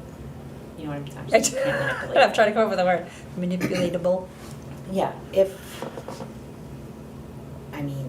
depending on what information you want, but that would be, there's something that could come out of that. Yeah, no, even if you just have the raw data and I can play around, do pivot tables and, I don't know, just, kind of curious to see, like, what, how much are the lake houses paying, what percentage are they paying of kind of the town property tax? Do you know what I mean? Like, are they 20%, are they 25%, are they, so just curiosity, just to trying to wrap my head Yeah. around. And and anything you come up with now will probably be a lot different next year. Yeah, Because you figure, a house like yours and mine, the 55% of market value is an average. Our house may only be 20% below market value, but there might be houses on the lake that are 70% below market value. So it's, yeah, and those are just numbers, I'm not Yeah, yeah, saying no. that's Right, anything yeah, true. yeah, yeah. But that's where you get that average for your equalization, so, yeah, Yeah. there's gonna be sections of towns that won't, that would have a bigger increase. Yeah, if you just have like a raw data thing and I just, based on my own curiosity, can do pivot tables for different things. Yeah, I'm sure I can get something generated. Just try to wrap my head around it and better understanding of. If you, give me an idea, I'll see what I can do. Okay. Okay, that was only the first EFT.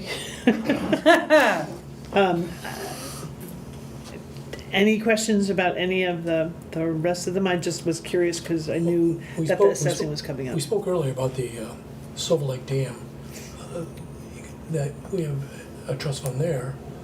What is that specifically for? This one that we used, the money that was in here was more just like the preliminary stuff that we did with Sean Bergeron and that, I don't remember the name of the company, Oh, right. M&T. Trying to develop a plan to, Right, to kind of give us an idea of where we should be going, where we should be headed. So that Okay. was just preliminary kind of stuff. Yeah, but that's specifically for the dam, not anything and else, is right? this money specifically set aside to take care of that problem, or is this gonna be an No. addition?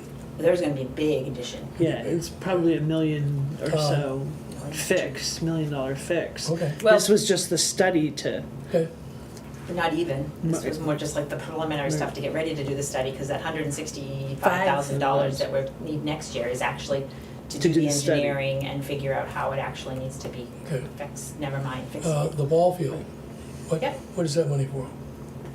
Refurbishing, bringing those back up to. Okay, is that, the ball field's been impacted by the PFOAs, you know? I don't know, the well that's over there came out clear. The well over there came Yeah. out clear? The well Okay. at the ball field. So we assume it's not in that loop? Not over there, no. Okay, Nope, that one came out okay. That was really good to see. That's really, really good to see. the 23,000 that's to be, that says to be requested at 10:15 Board of Selectmen meeting, was it, it was requested? Yes, And that so- was to pay for, Are we talking about the ball field one? yes, Yep, that was for, we got sand and all kind of mixture that's gonna go out there. I don't know what the word is. It was. It's like soil sand- amendments yes, or- Yes, yeah, exactly. and sand for the infield? Yeah. Kind of? And they kind of made a mixture of stuff to be able to put over there.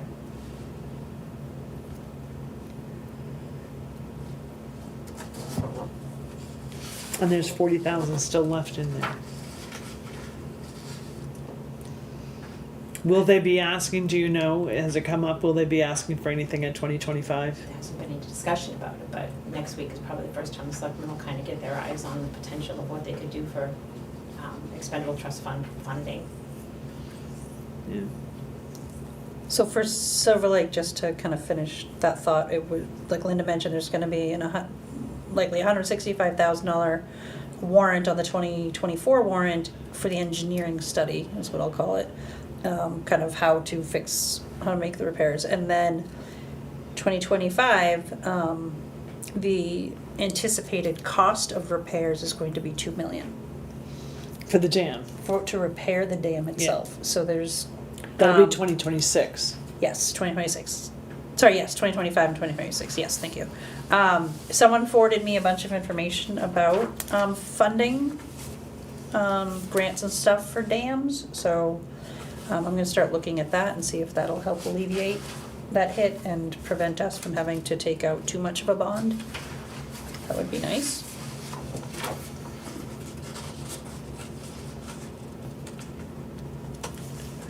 Because anything, of course, that comes along, that's a big ticket item, we should Yeah. absolutely be looking for funding opportunities. Oh, absolutely.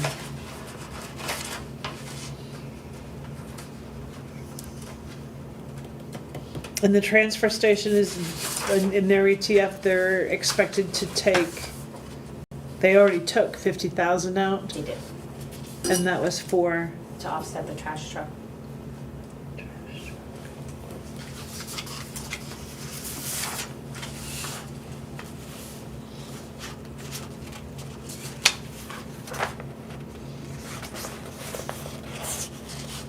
yeah, this highway heavy equipment ETF is, Yeah, and that number is an old number, I'm not sure how accurate that 13.8 is. okay. What could potentially be still asked for by DPW to help offset some expenses that they have. They don't have much in there.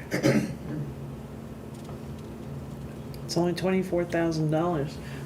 When you're talking about heavy highway equipment, it doesn't go far. well, after it's expended, it's less than that, it's only 10 grand. Yeah. If they only expend the 13.8. But Linda was just saying they might be looking for additional. Well, no, I don't know. Right. Right, I just don't know the number. Doesn't know if that 13.8 is a good number or not. It could change. Okay, and then the groundwater remediation. That 26,650 was paid for the testing? No, The, that was for basically the plan of the what we plan need to from do. Wilcox and Barton? Focus site investigation and yep, that type of stuff. I think Okay. the last monetary piece approved was 5,000 for another round of the municipal town wells, and then 11,000 for abutters wells. And that has not come out, that's not included in that 26, right? I don't think so either, yeah. I did this So one. there's only 8,300 left in there. It'll cover the 5K for the town wells. Do we know where the 11K is coming from? Don't know, No. off the top of my head. Okay. I don't think it's been decided, I don't think. I don't think we've had any kind of vote or decision about that, I don't think. Except that you're gonna, Have to. you do Because it, it's- right. Is They it- did vote to do the additional testing on those other, We did, but I don't think we talked about where the where it money's would coming from? come from, if that sounds about right. Trying to remember, that was No, I don't think it was decided. a couple months ago, yeah. Might I ask that be put on the agenda so that there's a idea of where that's coming from? Typically, at the end of the year, there is money, Yeah. you know, and I think that's what. Don't you have to necessarily, unless it's in, I mean, whose budget would that come out of? The selectmen could take it out of whichever line they wanted to, the town projects, I mean, they can't overspend what's in the expendable trust fund, the rest would have to Right. come out of the operating budget. The selectmen would decide which line it would come out of, ultimately, it's still bottom line, so as long as we don't spend more. But they also have to be mindful of Article 2 versus Article 3 versus Article 4. Like, you can't use, that's why I'm asking, like, whose budget do we think this would come out of? Because you can't necessarily use fire department money to pay for administrative, you know, that kind of thing. This isn't really tied to anything, though. Like this, do you know what I mean? It Like, would this still have doesn't to come out It of has the to come out of a line. line. No, that's what I'm saying, but when you're talking about the different warrant articles for the different, you know, Yeah, oh, do you know what I mean? Like this isn't tied to any of that. Do you know what I mean? It's not like we're moving money around for this.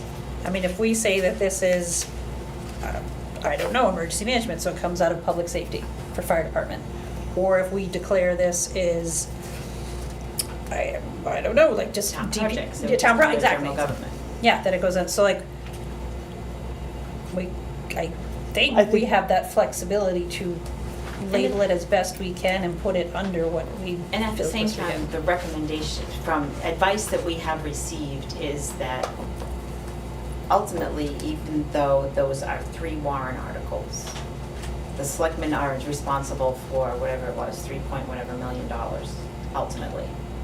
So they may have some discretion in terms of maybe overspending one of the warrant articles, because it's all still an operating budget with so a the bottom line number. with a bottom line number, right, like on that other sheet, $3 million. So, Then why are they broken out that way? And I know you've probably answered this question Well, 100 times. a few years ago, the DPW wanted to, we used to have, let me see if I can explain this. So we used to have all the salaries for the transfer station. That was a lump sum. We had a salary line for just the DPW guys who are working with the trucks. And then we had a line for the guys who went out and mowed. And it was really difficult to keep track of the guys who would go mow for 3 hours, then go truck some sand for 2 hours, and then cover the transfer station for an hour. It was really hard to keep track of who was at which department. So the former DPW director asked if there was a way that we could make it so that there was just one lump, like the that DPW admin part of it, so that he could just put anybody where he wanted to. And the solution to be able to do it that way, per the Department of Revenue, was to do these articles by function. And then And why that's how public they got safety broke too out. then? Well, that's a article by function. When you do that, you have to break it out a little bit more. You just can't, you couldn't just have a general government and a DPW. You had to pull out the Other So- public safety kind of. So DPW doesn't work with force accounts. With what now? Force accounts, you ever heard of force accounts? Guy comes to work, you just said, mows for 3 hours, goes to the transfer station for an hour and hauls ground for an hour. The force account outlines all the things he did and the hours that he did it, so that at the end of the day, end of the week, you know where your labor went and why it's there. So it's a way of tracking what people do, the people doing all different kinds of jobs. Well, they keep track of that on their timesheets, where they are, what they've been doing, but we didn't, the whole idea was to not have to have, every timesheet have, well, this week I worked 3 hours for rec, this week I worked 4 hours for this transfer station, and then, they were trying to simplify The purpose it. of force account isn't to make that happen, it's to just be able to account for people's time, what they did in building the budget. And you have some support for that. So, As long as we don't have to go back to the days where I did payroll like 30 years ago, and I did it for a function hall, so the wait staff, if you were wait staff on a cocktail hour, it's $3.25 an hour, and then you got tips, but then once it rolled over into being the banquet, you got paid by 4 hours for that, and then if the banquet went over the 4 hours, you then got an overtime rate for that on an old school punch clock. yeah, no. So, that's- yeah, I helped build the payroll system that allowed us to pay that, and then had to do that. As long as we don't go back to that, It's I'll be happy. 2024, folks. There are lots of payroll and time management software packages that payroll companies use. oh, this was to- ADP. No, I had to right. so- customize ADP. That's fine. To be able to track all of that and then give you reports so that you know how to budget for support to whatever entity. Right. At the end of the summer, you can look at the force accounts, you can figure out how many hours of mowing we did. You can assume it's gonna be at least that next year. And then there's a And all these salary other- assigned to it. Other things. Well, the salary, the person that's doing the work could get, say, $25 an hour, whether he's mowing the lawn or working at the transfer station. I mean, that's, Right, but then you'd be able to use it's irrelevant at the moment. There are software packages that help you with Right. understanding where that labor goes and then using that information to help you develop budgets going forward. Should you choose to assess salaries to individual departments based on what the individual was working on, and that way that department has a better understanding of what their true cost is. But if we don't have that type of accountability, if that's not how we're budgeting, then it's irrelevant. You don't need to do it. You just need to understand how many hours. So, all right, anything else on the expendable trusts? No? All right, then what about warrant article? Any question on the warrant article drawdowns? I think we haven't paid any of the charities yet, right? No, we paid those in December. Okay. The ballot count device. I think that there's one that we will be that is coming available to us to be able to use that money. The Okay. state, I think, has approved something. I remember Finally, Michael has said, I'm finally, as long as it was after the election for the president, I don't want Right. to be messing with anything. right. Not that it was up to me, but, right, I think that the state has decided on which ballot counting machine They're gonna is go gonna be with, made available to us. okay. But that money it's held over into next year too, so we Yeah. can spend that into 2025 if we need to. Where that's not in an ETF, is that just kind of general fund budget? Like how did that roll over into the budget? Well, in the warrant article, it was written as Said, that yeah. it wouldn't expire until the end of 2026. Kind of like we do with the we put 5 years on the money that we spend for the roads, you know, if it doesn't lapse, it will lapse in It's a until 5 non-lapsing years. fund. Yeah. So, But- that was similar. So does that, like, would that come out of the general fund, so to speak? Like, so we've earmarked $9,000, but where, is that a budget line? Like, how does that roll out after this, like next year in 2025? Here, 2024, we have it as a warrant article. Where does that show up, like, in the 2025 stuff? Still in the warrant article, but it's a Right. Oh, okay. 2024 warrant article that could be expended in 2025. Yeah, so, Okay. so as we go through these, and the actual, is there physical money that moves into an account for this? No, it's just a bookkeeping account. Exactly, yes. Okay, so it just gets carried from 2024 to 2025 as a bookkeeping account, Pretty much, the auditors take care of where they put the money to, right? if and when it gets expended. What happens if it doesn't? It just goes back in the general General fund. fund and we use it for unassigned fund balance eventually. Okay, thank you. Anything else on the drawdown or on the warrant article? Expendable request, okay. Yeah, it says expendable request. Is there any other?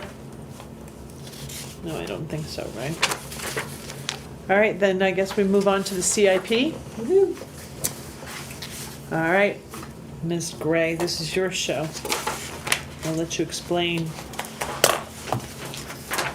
all of this. All of this. Thank you, Linda, for printing all of this. I couldn't get this one to print long. It doesn't. It does, yeah, this was, This yeah, one, this this one was one's, portrait, yeah. yeah. Yeah, because it went, Which one do you want? This one? We're gonna start with the portrait style one. all right, well, let's start with the detail. Let's start with the detail. Okay, So, because the. which one?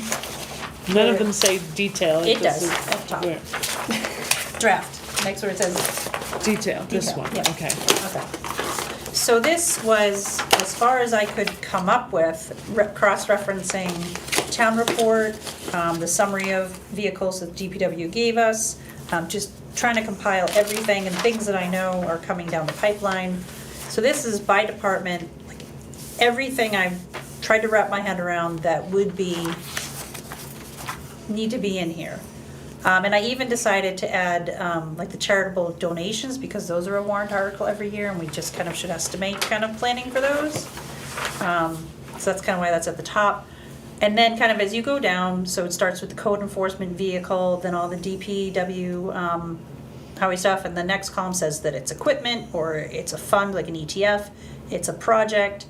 The next column says what status is it, so is it an equipment that's in use, is it equipment that's traded in, and I just was keeping it there for historical purposes, and it can be filtered out, but I was just keeping it there. So yeah, in use, is it traded in, is it going to be a planned project? And then a description of the equipment, the project, or the fund. If it's a piece of equipment, we got the license plate, the mileage, engine hours, parts and repair for 2023, parts and repair for 2024, and then the year purchased. Because I feel like that section there that's kind of got a border around it from license plate to year purchased, that's what helps you decide the status of it and what are you gonna do with it. How old is it? It was purchased in 2008. Does it need to be replaced? How many miles does it have? We can see how much it cost in repairs. So that, my thought is that section from license plate to year purchased is the status and kind of decision-making information. So that first section from department to project kind of gives you what is it, and then the next section kind of gives you details about how old is it, how used is it, how much is it costing us. And then the next section is, okay, here's now the planning part of it. What year do we think we're gonna need to replace it? What are we marking as a high priority? What are we marking as a low priority? If we're gonna purchase it, what's the purchase price? Do we have money in an ETF, like the heavy highway equipment ETF that we would use to offset that purchase price? What's the source of it? Or are we doing a trade-in? What's the interest rate if we're gonna finance it? And then what's the total cost that we have to be looking at and planning to toss out across these 10 and 20-year plans? And then where's that funding coming from? Like, so do we need to put in a warrant article for this. So that's kind of the next phase of it. And then the next page is then, it just repeats all kind of the basic info about the equipment or project, and then it goes out 20 years. As what the anticipated cost is, regardless of source, you know, warrant article, or it's something that we're paying as part of notes due. So this is the cost for going out 20 years. Does that make sense? So, okay, this one we just need to expand to know what that number is. Oh, yeah, Excel. Right? So might I suggest that the stuff that we already have out here that's marked as traded in, Filter it that out. we at least, or highlighted in red, so that you don't necessarily have to take a look at it because we don't actually have it. Yep, But there's a couple of them, I think, that. yep, just a couple. Yeah. Maybe I'll gray it. Or gray, yeah, And we can print it on the black and white printer, which is a lot less expensive than. true. Yep. Good point, thank you. And then I think the next thing we have to do is get copies of this, at least this detailed one, to the various department heads and ask them to take a look at this and see, are we missing anything? I have to imagine that we're missing things. I mean, and there are things on here, we wanted this to be sort of all encompassing. There are things on here that are not necessarily purchases, but like you'll see town hall projects are on here as well. The town hall sign on Village Road, town hall heating system, those kinds of things. If we looked at it and thought, this is not something that normally goes into the everyday budget of the town, the operating budget, with the exception of the charitable donation, but that's via a warrant article every year. But everything else is sort of a one-off or something that's coming up that we need to plan to replace, rebuild, refurbish, whatever it's going to be. If we need to plan for its inception or project accumulation or whatever, then we need to have visibility of what those costs should be going into, into whatever year. And then this gives us an idea of how many years do we have to plan for it. I would love to see that anytime we purchase a brand new piece of equipment, as in the grader, it automatically goes on this and we automatically start planning for its eventual replacement. And if we want to say that it's a 7-year replacement plan, a 10-year replacement plan, whatever it is, that we start putting it on here. It doesn't necessarily have to, it's not going to stay static. It's going to change potentially. But at least we have a good idea for how much money we're talking about that has to be saved, if you will, every year in order to not get caught with, a $500,000 purchase when we didn't plan for it. And this does not take into account, like repairs. Right. So if we have equipment that we know is getting older, yes, we have our plan to replace it, but it would be up to the department head to say, I better set aside $20,000 in my budget. In my budget, Yeah. right. So That's a budget item. Yep, so I just want to make that distinction that that's not in here. That would be up to the department heads to budget for repairs. Okay. So are we agreed that we'll? Well, I would like to run it by the selectmen, run it by Adam and John, and see if this works for them, and then send it to department heads. I cut you off, I'm sorry. No, not that. I got the impression from the last discussion they didn't really want anything to do with it. So I think, be my guest, but I'm not sure that you'll get a whole lot in response, but. I think John will like it. John's a numbers guy. He's the one who, well, he's not in Belmont, but he definitely wanted to see it go out 20 years. So, I just don't want to get it bogged down. Yeah. I want it to continue to move forward because we need this sooner rather than later so that the department heads can be looking at it and saying, oh, crew, woo, I didn't even think about that piece of equipment. We're probably gonna need to replace it in 2030, and so I need to start thinking about what that's gonna look like from a cost perspective, because those numbers are gonna need to go into a warrant article this year. Yep.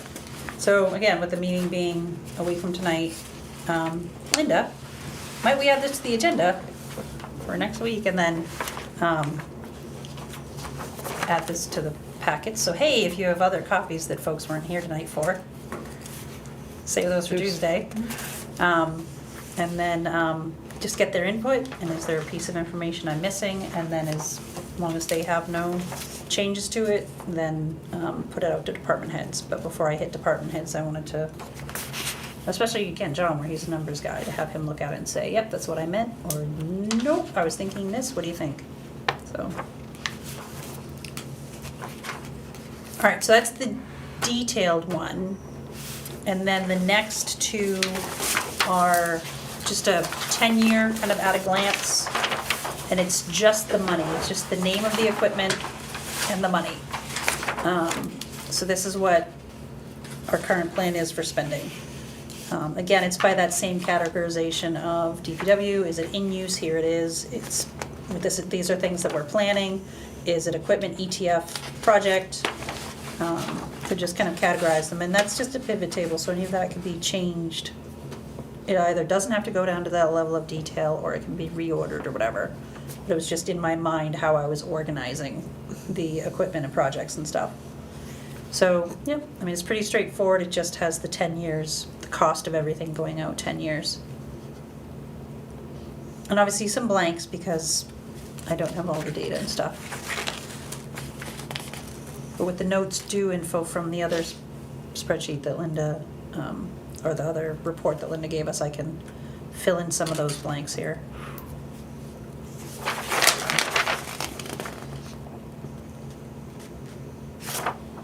And then the other one is the exact same thing in the exact same order, the exact same format, just 20 years, so it had to go sideways. So if I'm reading this correctly, 20-year or 10-year? either one. Okay. I'm looking at this year. Right now, we're estimating, just based on the input on this, which could be on, could be off. There's probably more that needs to be added to it. We're looking at $1.5 million. Yes.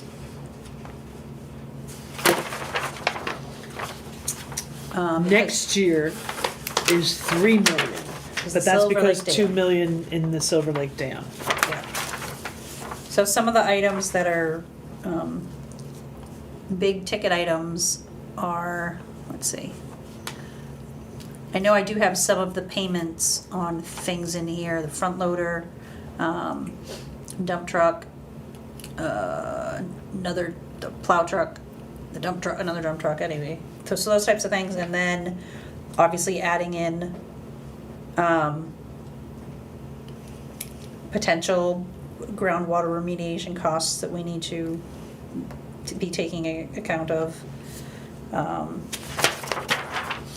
What other small, and then I know that the police department were planning on buying a new cruiser. Total ballpark on what it takes to purchase and outfit properly a cruiser. So ballpark 80,000. So that's kind of that's a warrant article. What are some other big ones? I would think Chief might be able to give you a better Exactly. idea of what Yep. that. And then I know the library is looking to make their library doors ADA compliant, which I assume means having the Push blue to box open. to hit and open the doors. And then I guess the roof over the children's section isn't looking so good. So that was an estimate of $15,000, but it can go another year, so that'll go out. Again, Silver Lake Dam is in here for the $165,000 for the engineering report and plan that we're planning on for the dam, and then the $100,000 warrant for the watershed study. So yeah. All kinds of stuff everywhere.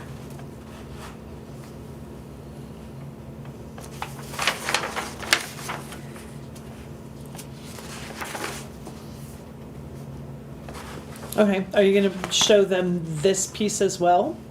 I would think. The select board? Yeah. Yeah. You're gonna give them the whole I'd thing? like to give them all 3 reports. It's a really good start on this. Obviously, there's places that, like I see that we have nothing from the fire department in terms of any of the vehicles, and they have a 1977. Yeah, in the old CIP, it only had, like, it had something about replacing radios. Yeah, portable Yes. radio replacement, building exhaust system, and then upgrades to the 1989 rescue truck. Those are the only things that were in the fire department, so that list came from the town report. The vehicle Right. list in the town report, so yeah, I haven't. And again, some of this may not even be here anymore, so if this I is, thought they did some radio replacement, didn't they, Linda? they may. DPW did, The DPW did, the fire department did don't not? know if they did or not. Yeah, I don't remember. Yeah, so if the select board, Adam and John like this, then, you know, we can get this over to the department heads. Or the fire chief to go through it and say, oh, cross off, don't need, trade it in. Right. Sold. Needs to be replaced. Okay. And then the 10-year is just the portrait version for the first 10 years, right? Yep. Okay, so this will go to the Board of Selectmen on Tuesday? Yep.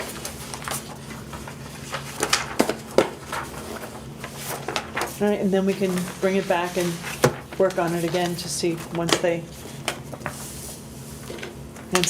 department heads take a look at it, right? Yep. And hopefully get this done before the end of the year, maybe? At least as fleshed out as we can. January at the latest, I would think. Anything else about the CIP? Thank you for all that hard work. I know that Well, it's there's a lot- mind numbing. Went a lot faster when I stole my son's new desktop computer and wasn't trying to do it on a laptop. Right. Went a lot faster. Bigger screen, used a mouse, real keyboard. A lot faster. Okay, moving on to health insurance. Again, from Joe, we have the synopsis, cost analysis and recommendations. This, he had presented this, or had at least given this to us before the meeting that was scheduled for 2 weeks ago, or whatever it was, that we ended up having to cancel. So I don't know if any of you have looked at it and seen it, but I want to discuss what we want to do regarding. Now, I know that the selectmen went with the recommendation that, Linda, you presented to them regarding the different plan. Right? Have you received the contract for that plan yet? Still not? Okay. What we had not had a chance to discuss, and I want to discuss tonight, is then what, if anything, do we want to do about the employee contribution portion of that health care plan? And you have in front of you two charts, if you will, from Joe. One with an 8% contribution and one showing a 10% contribution. Going back to things that we already know, was that the average across the state for employee contribution is 14%. Our current contribution level for employees is 5%. I open the floor to discussion. I just got some information late today that I had a comprehensive thing, and I had to throw this together, so I'll just give this to you and you can share. Linda? What I did is I went back to what I originally spoke to, and that is the retired community that's on Social Security and Medicare. And we didn't know until just real recently what the Medicare cost increase is gonna be, and it's jumping up 5.9%. It was 174.70, I think, it's going to 185. The Medicare, the Social Security increase this year is locked in at 2.5%, which on average is something less than $50 a month. So if you have a single person retired, owning a home, they're going to feel an increase, a significant increase in the annual cost of insurance. Single person Medicare costs with the 5% increase is going to move it to $185 a month, $2,220. So then what I did is I just took the 8% and 10%, and for example, you can keep in mind that Medicare is an 80% coverage. You go down to 8%, one person Medicare, it's going to cost them $2,220, and 8%, our employees are going to pay $815. So the person who's retired on Social Security, forcibly paying Medicare, they have no option. If they take Social Security, the money's taken out, they don't have any choices. They're going to pay $1,400 more than a single person on the city plan, a town plan. And then I went down to two-person, so if you had a couple that are retired on Medicare, they're going to pay $4,440 a year, and a two-person with the Anthem plan here is going to pay $1,631. And the net result of that is that those two people are going to pay $2,809 more than the employees here. And likewise, I just carried the two-person down to the family plan. Again, at 8%, the two people in the household with Medicare are going to pay $4,440. The Anthem family plan that we're offering at 8% would cost the employee $2,201. So the person on Social Security and Medicare are going to pay $2,239 more than the person with the family plan here in town. And I did the same thing going down to 10%. Again, keep in mind, the Medicare covers 80%, and some of the costs associated with that are going to increase in addition. So if they're getting something on average of a $50 monthly increase in Social Security, better than 25, 26% of that's going to the cost of Medicare. So get down to 10% annual employee contribution. Again, the one person Medicare cost is $2,220. At 10%, one person town employee will pay $1,019, or the retired person's paying $1,200 more a year. And likewise, all the way down through the two-person and all that family plan, the two people in a household paying $4,440. Person here at 10% with a family plan is going to pay $2,751. The retired people are still paying $1,680 more. And keep in mind that we also pay Half the deductible the deductible, yeah. So, through the HRA. yeah. So, it's another way to look at it, and I know there are a lot of people that are in this fix, and so somebody has to speak for them. I think it is reasonable, based on those numbers, for the employees to pay 10%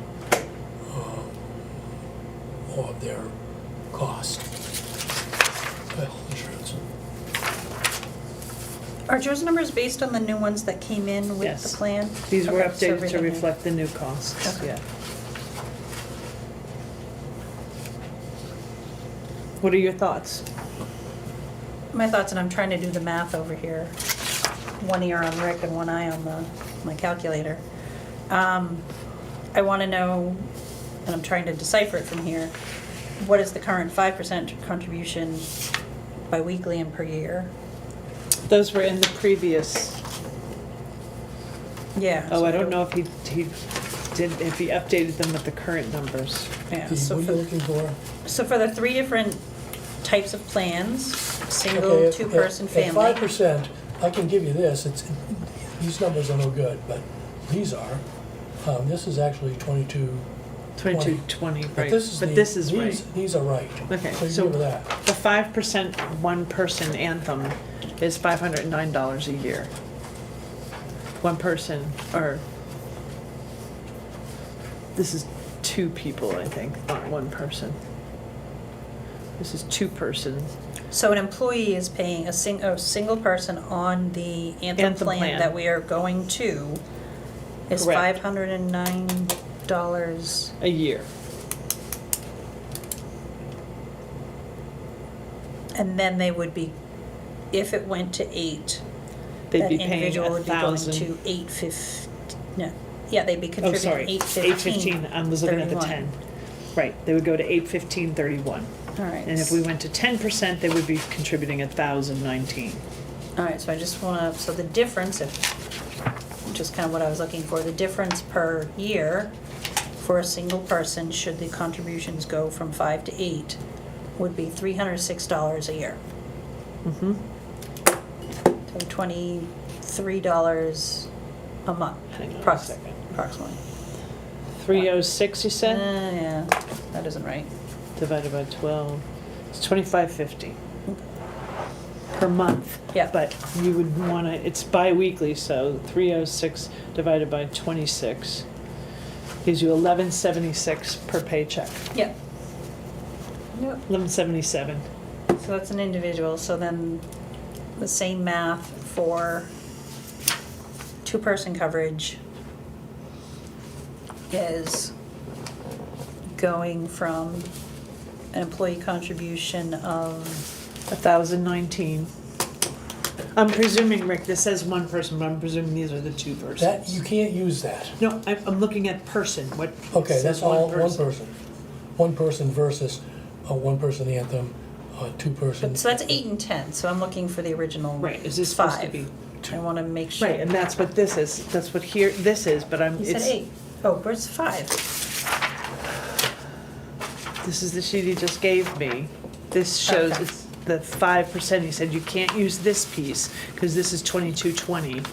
Right, you can't use this piece, but these were accurate for 5% what the employees would be paying this year. The question I had is, it says 1-person anthem, 1-person anthem. I believe that should say 2-person persons. anthem. Right, that's all I wanted to check. 2-person anthem.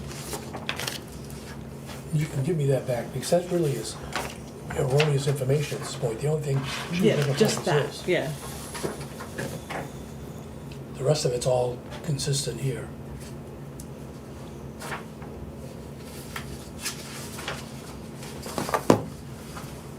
All right, so at 5%, person with a 2-person plan is 1,019 19. per year.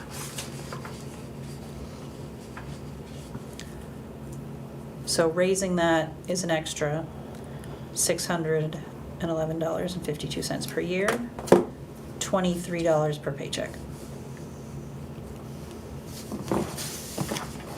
And then the family plan right now is 5292 times 26.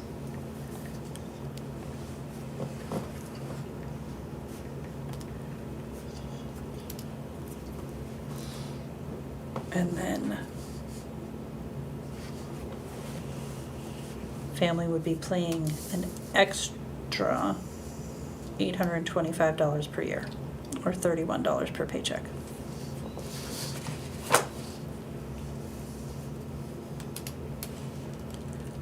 That's what I wanted to see, is I wanted to see, what is it now at 5%, and what's the difference? Right. What's the hit going up to 8%?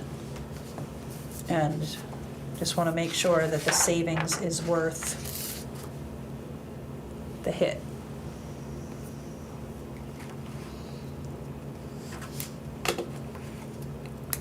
So according to these, the 8% and the 10%, the 8%, the savings, the annual town contribution would be $293,000.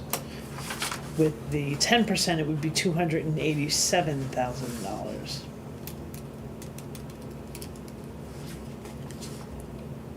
As opposed to, So is the blue the current? the blue is the current, $319,000. Okay.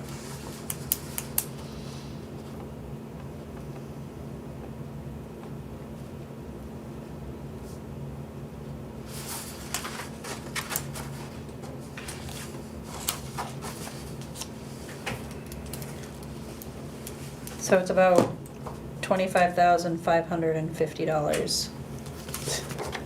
In fact, the tapes are, okay. Yep. I'm having trouble reading his chart here. Not that it's not clear, it's just my brain doesn't. Function the same way. Yeah. I get it. Yep.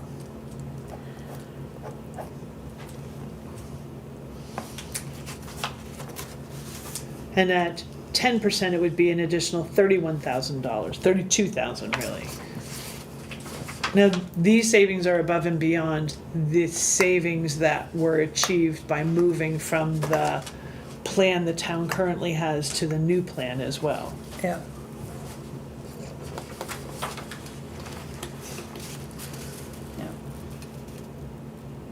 Yeah. I need to, just doing the math now, like that I wanted to see, I need to, sit with this a lot longer. What does that mean? That means that I'm going to go back, think about, how this plays out for the individual employees who have the plan, kind of compare that to our overall budget, what increases are happening, and just the whole big picture of impact to employees and impact to budget, so I'm gonna go back. Well, I do think that there is a,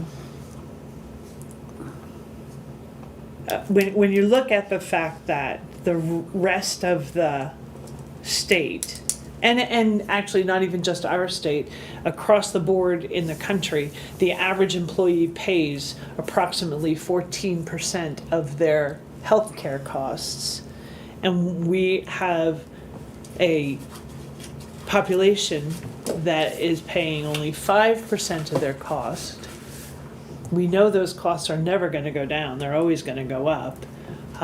I think from a standpoint of contribution, I think it's important to try to bring this a little more in line with what the national average and the state average is, as opposed to leaving it at 5%. I think that sits hard with the taxpayers if you're talking to the town and saying, well, you're paying however much percentage out of your pocket for your healthcare costs, but the town employees are paying 5%. And the reaction is, I'm paying mine, I'm paying yours too. Right. Keep in mind that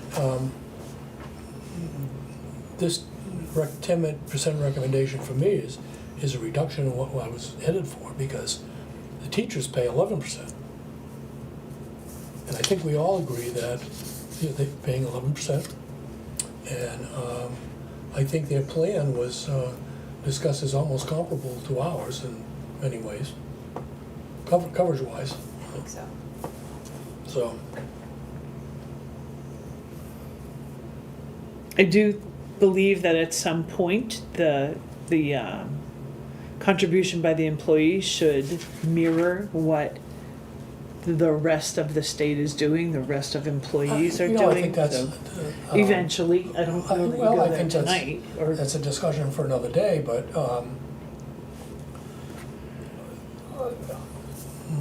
I'm looking at it from the perspective of the people who are paying the bill. it doesn't seem unreasonable to move to 10%. It's not punitive, it's a reality. And looking at some of the things that are coming down the pike that are going to impact the tax rate, I think we need to be very vigilant in that regard.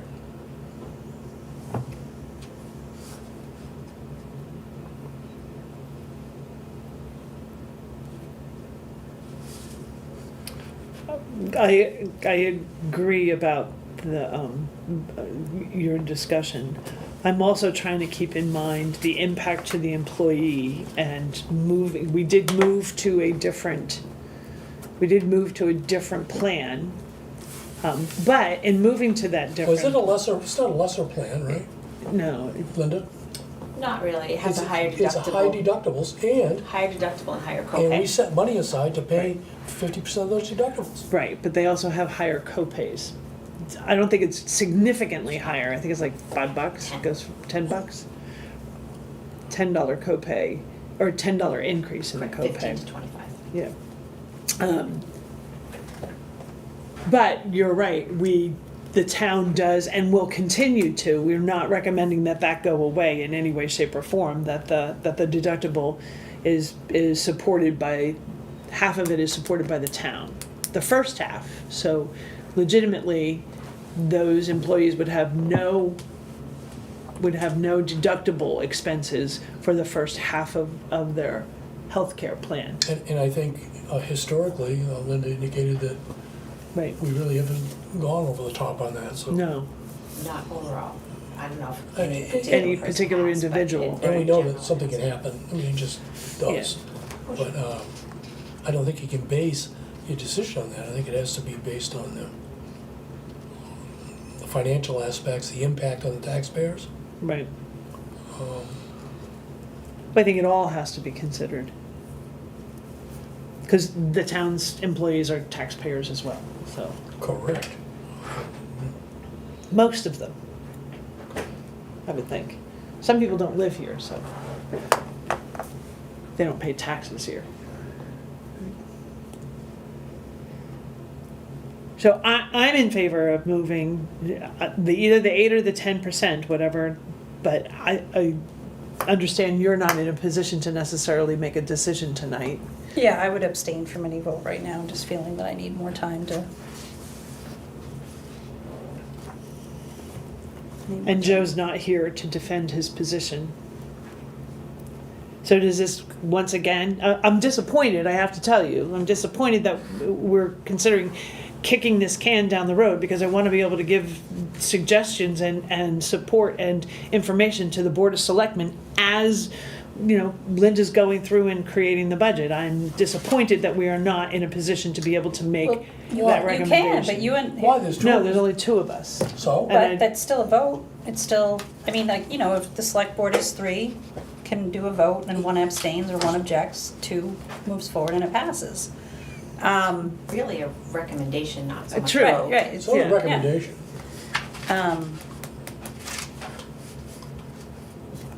Yeah, I think we should make that recommendation, 10%.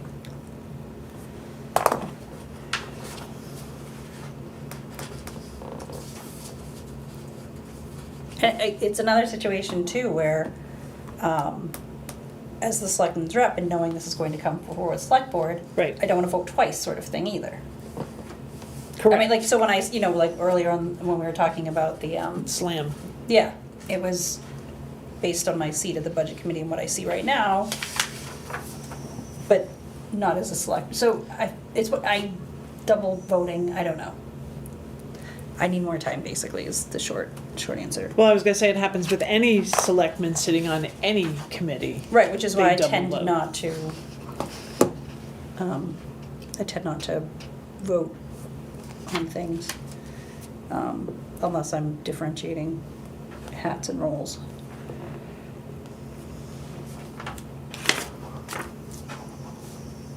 Well, duplications of things, if that makes sense.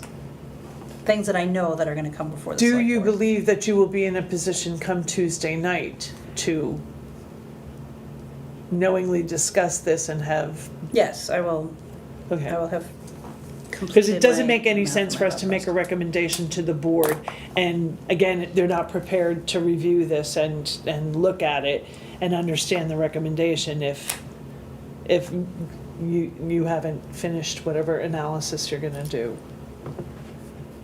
So you're not prepared to present it, I mean, the No, information? no, I need more time, again, as budget committee members, vote, recommend, you know, if you're comfortable Right. with doing that now, ask to put it on the agenda for Tuesday. Do what you want to do. I just need more time, and again, this is selectmen's hat as well. Wrapping my head around the numbers, the impact, because I didn't have the information that I would have wanted to make a decision, and now looking at it, there's just a lot of more things going on in my head that I need to take into account and wrap my head around.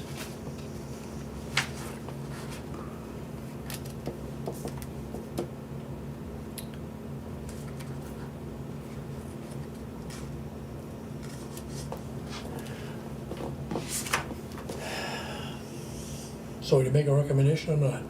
I think that we can make the recommendation that the town seriously consider and use a 10% contribution, employee contribution, as opposed to the current 5%.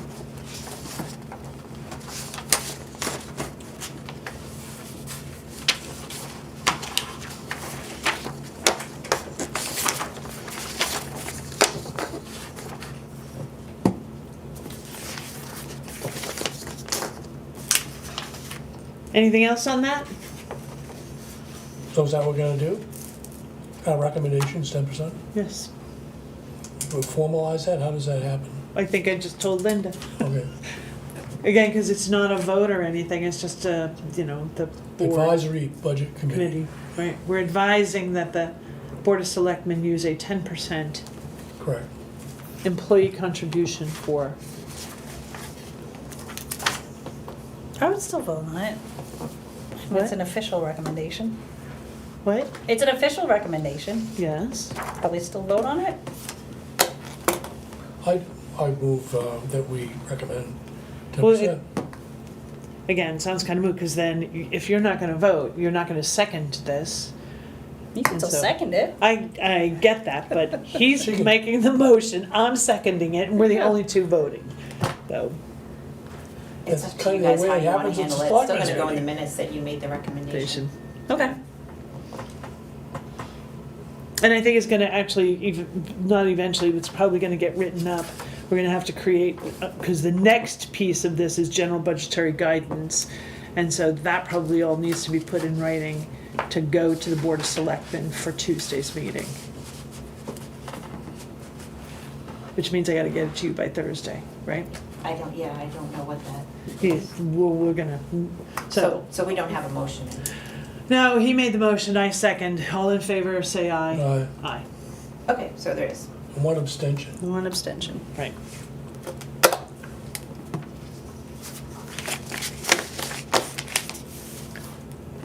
Okay, that's it for health insurance. We're moving on to general budgetary guidance. So obviously, not obviously, maybe to other people, but obviously to me, we're looking at a significant budget, including warrant articles. One of the things that I noticed, and I had asked Linda for the last couple of years' worth of end of the year drawdown numbers, we habitually, if you will, return a pretty significant amount of money to the unexpended fund balance. It's been a minimum of about 160,000, and as much as I think is about $240,000 or $250,000 in the last several years. I believe then that what we're doing to a certain extent in trying to prepare for things that we can't necessarily prepare for is we're overtaxing our citizens. And then that money does not get used and it gets returned to the unexpended fund balance, which pays down the taxes for the next year. I get that, I understand that. And there are recommendations and requirements from the state. We have to hold, I think, a minimum of 4%, is it, Linda? Something like that? There's a recommendation of 5%, but it's 5%. anywhere recommended from 5 to 17%. 5 to 17% in an unexpended fund balance. However, I think that as we're moving forward, if we're doing due diligence with really looking at these budgets and really looking at basically zero basing the budget, not just taking last year's budget and increasing it by 3 or 4%. I think that that's the wrong way to do a municipal budget. I think that zero basing the budget and or at a minimum, if that's too hard to do for the department heads, is holding level the funding between last year and this year and not showing an increase. Go ahead. Can I just add, zero base is a complicated process, I think. So level funding is probably the way Go ahead. you approach a budget with the idea to keep it level funded. One of the things you have to do through that process is keep track of all the things that are not included. And in the end, make a decision between what you need and what you want. You have needs and you have things that you're going to have to do, and things that people want to do, and you're going to make a choice on those. But I think level funding, approaching it from that perspective, is very effective.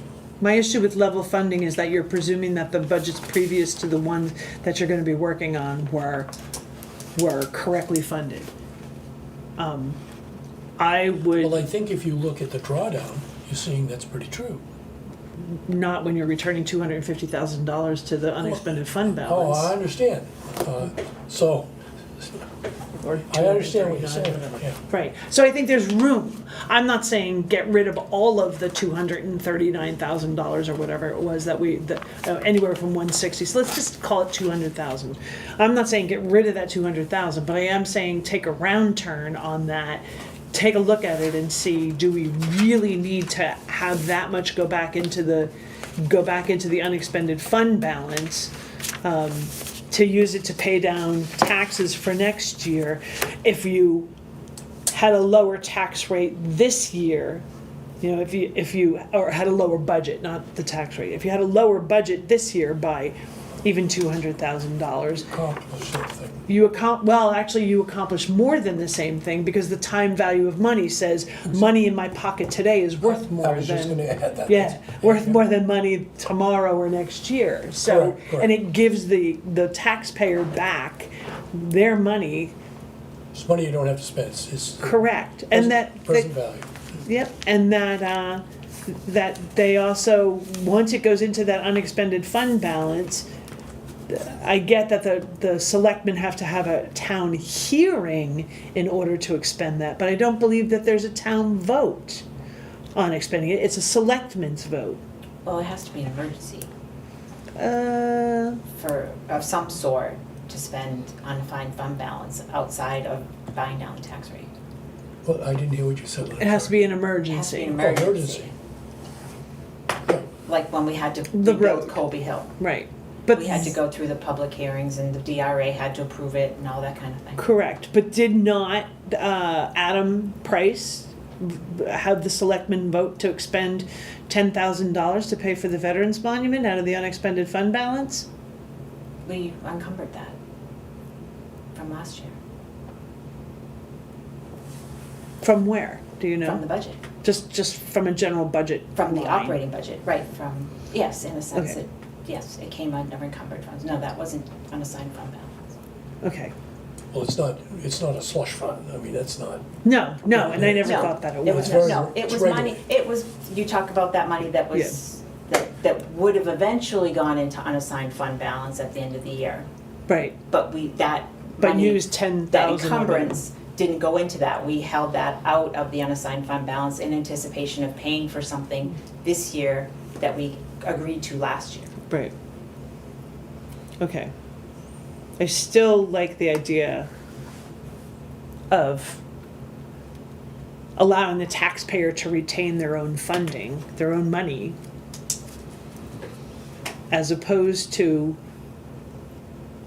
And I don't want, it's not padding, I'm not saying that it's padding, I just think that we need to really take sort of a deep dive and take a look at what we need versus what we want, and come up with have the town come up with a realistic budget and a realistic number. Because I believe that there's a 1 or 2% or so that can be taken out of the budget that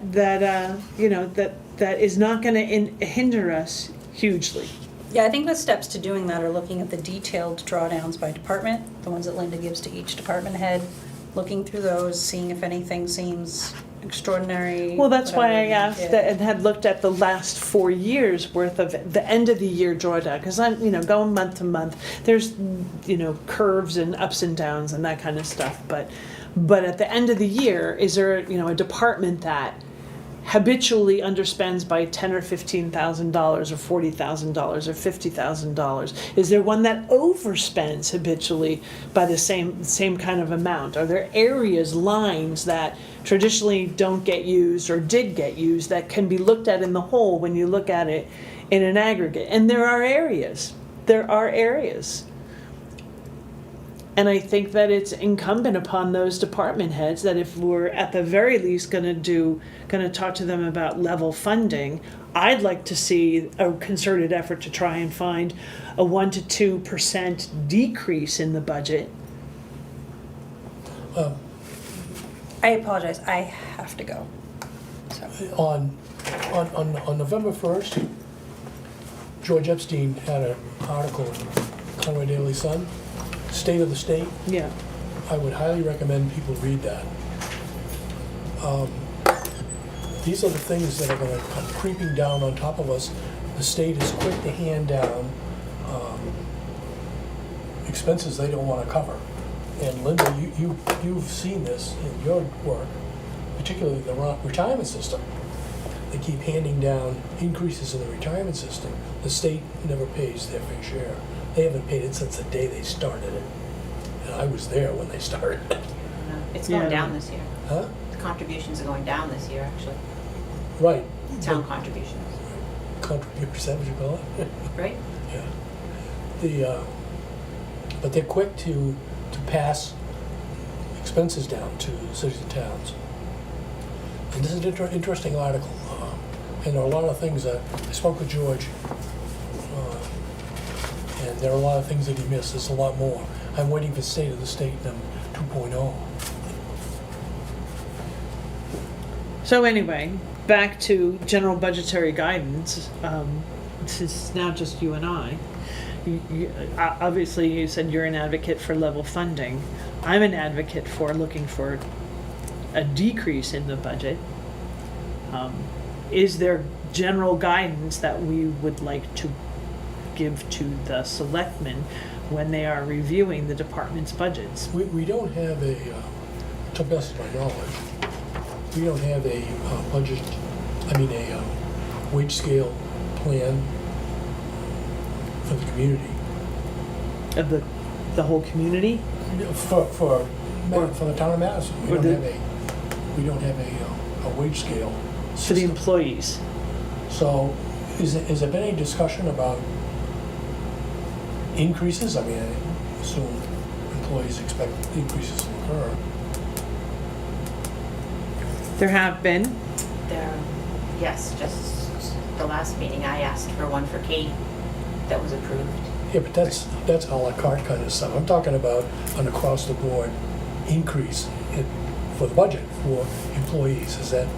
There isn't typically. There's no typically- planning factor that they put in for, like if you're looking at your, like, I'm developing a budget now for January. And Yeah. when I used to develop budgets for the company that I worked for, and for the observatory, there was stated okay, we're gonna be able to afford a 3% pay increase.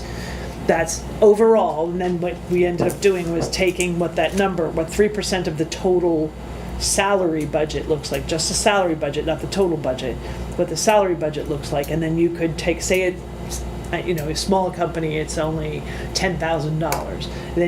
Then the department heads get apportioned, and then say DPW got 5,000 to spend and No, admin they've got never- 2,000, and you could apportion it how you needed to, but we don't do They that. haven't done that. No, Is that there- I'm aware of. So and there's been, I would presume, no discussion on doing that on, No. so now really then what it is just all, I don't wanna say ad hoc, but that's what it feels like, it's just whatever somebody wants to, whatever that manager wants to then propose to put in their budget to pay for those people. I don't know how that works.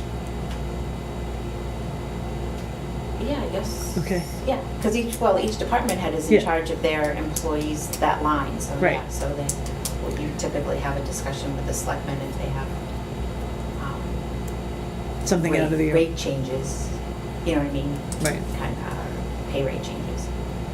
But those are on individual basis, so there's no Right, there's not- discussion. Yeah, it's not, Okay. it's not a global kind of all over the board. kind of- I think that from a organizational standpoint, in order to kind of manage that sometime in the not too distant future, Madison should probably take a look at some sort of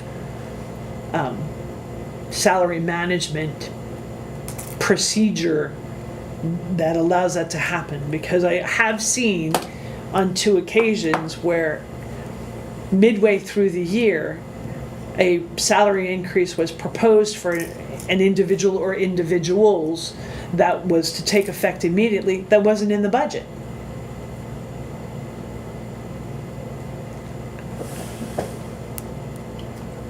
Presumably then, you're gonna overspend that salary line because you're now paying an increase for individuals. And not that I'm not saying they don't warrant it, they probably warrant that and more.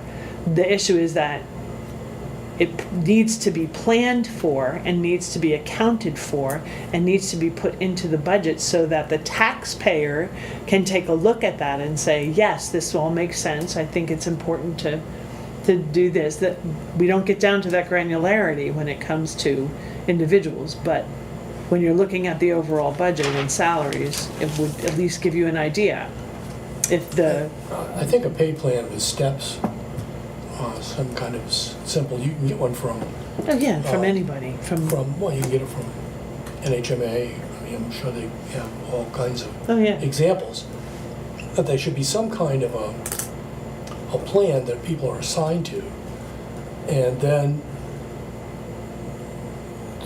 as they move through that plan, they do so through another process of evaluation. I mean, you have an evaluation of a person yeah. and they earned a 2.5% or 3% increase or whatever. But there also needs to be a budget for what the max of those increases can be from year to year. But again, you can't do that until you have the plan. Once you have Right. the plan, then you can say, here it is. That's how much you get to play with, so.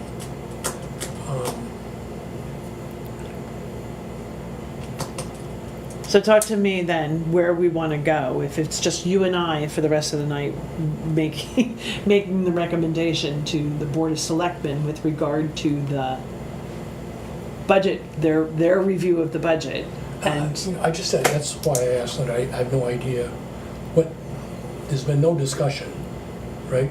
Lynn, Not no. on that topic, no, not in that kind of a, I don't know what the word is, process. Right.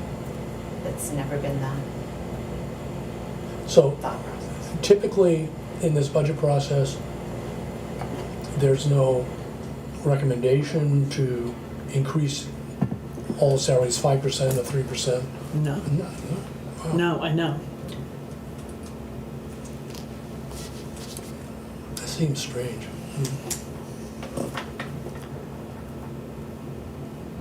Well, all right, maybe we can get something going. I would say that increases in the next budget are 2.5% or less. Salary increases. Well, yeah. And I would say that increases of that type are for salary employees, full-time employees, and not necessarily to raise part-time pay. Well, I don't know that I necessarily. Because the people who are gonna be impacted by the insurance increase are the people who are full-time. Full-time employees, right.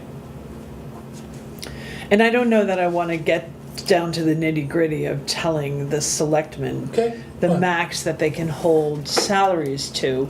I mean, to me, if I'm a department head and I'm looking at my total department budget and I'm looking at salaries plus my maintenance costs plus, my supplies costs, all those kinds of things, maybe I'm willing to give up on supplies a little bit if I can give Joe a little extra pay increase, but it still keeps my department If you have a budget. plan, if you have a pay plan, you Right. can't do that.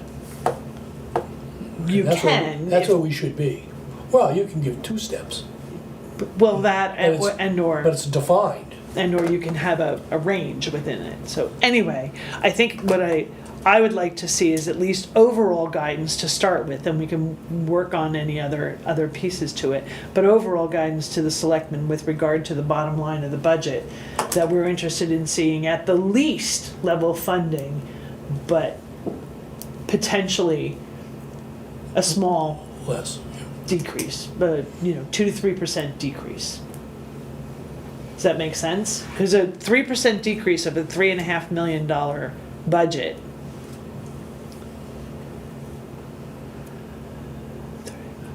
Yeah, It's not really that much. It's less than $100,000, right? It's about $100,000. If I'm doing the math in my head correctly. budget accordingly. Right, budget accordingly. And then if that $100,000 is really then money that's not left over at the end of the year to be put back into the unassigned fund balance, we've still done the due diligence with our taxpayers Correct, to let them keep that money in their pocket, correct. because they're gonna need it for food and utilities and everything else. And we just looked at this capital plan, and believe me, Yeah. there's an enormous amount of money just in that. We're Yes, so far behind. yes, Fine tuning this thing and getting it down to something that's affordable, understandable is really important. And then that becomes a normal part of the budgetary process. But right now, it's helter-skelter. We're behind in so many places. yes.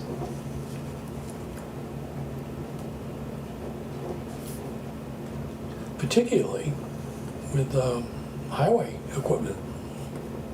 We've done well the last few years, but we've got some big ticket items laying out there Yeah, that,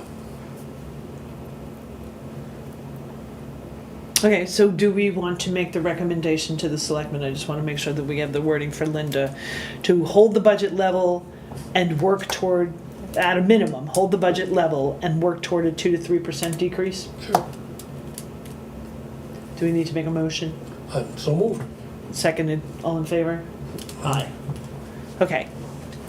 Did you get that, Linda?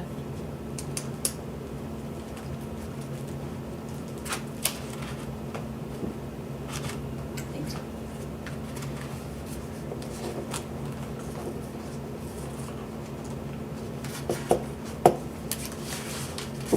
Okay. We're gonna have to budget extra ink. I know, right? And carpal tunnel therapy for her hand. The only thing I think about is that you're not a quorum anymore.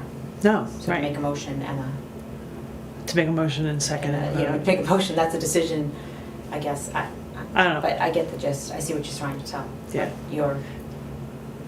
I can make sure that the selectmen know that that was the opinion of you, the two. Of the that two I- of us.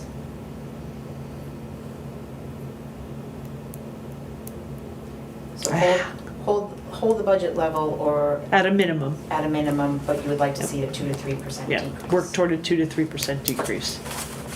That's the operating budget. Yes. Reality is that The warrant articles there's are a lot of different. warrant Yeah, articles this that are is gonna just change the, a lot.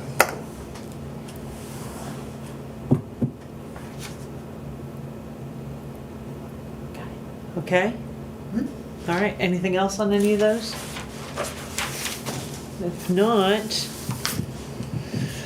There being no further business before the Madison Advisory Budget Committee, I Aye. say we adjourn. Move to adjourn. So seconded and voted and approved, and next meeting is scheduled for December 3rd at 6 PM right here. I'll do my best to be here.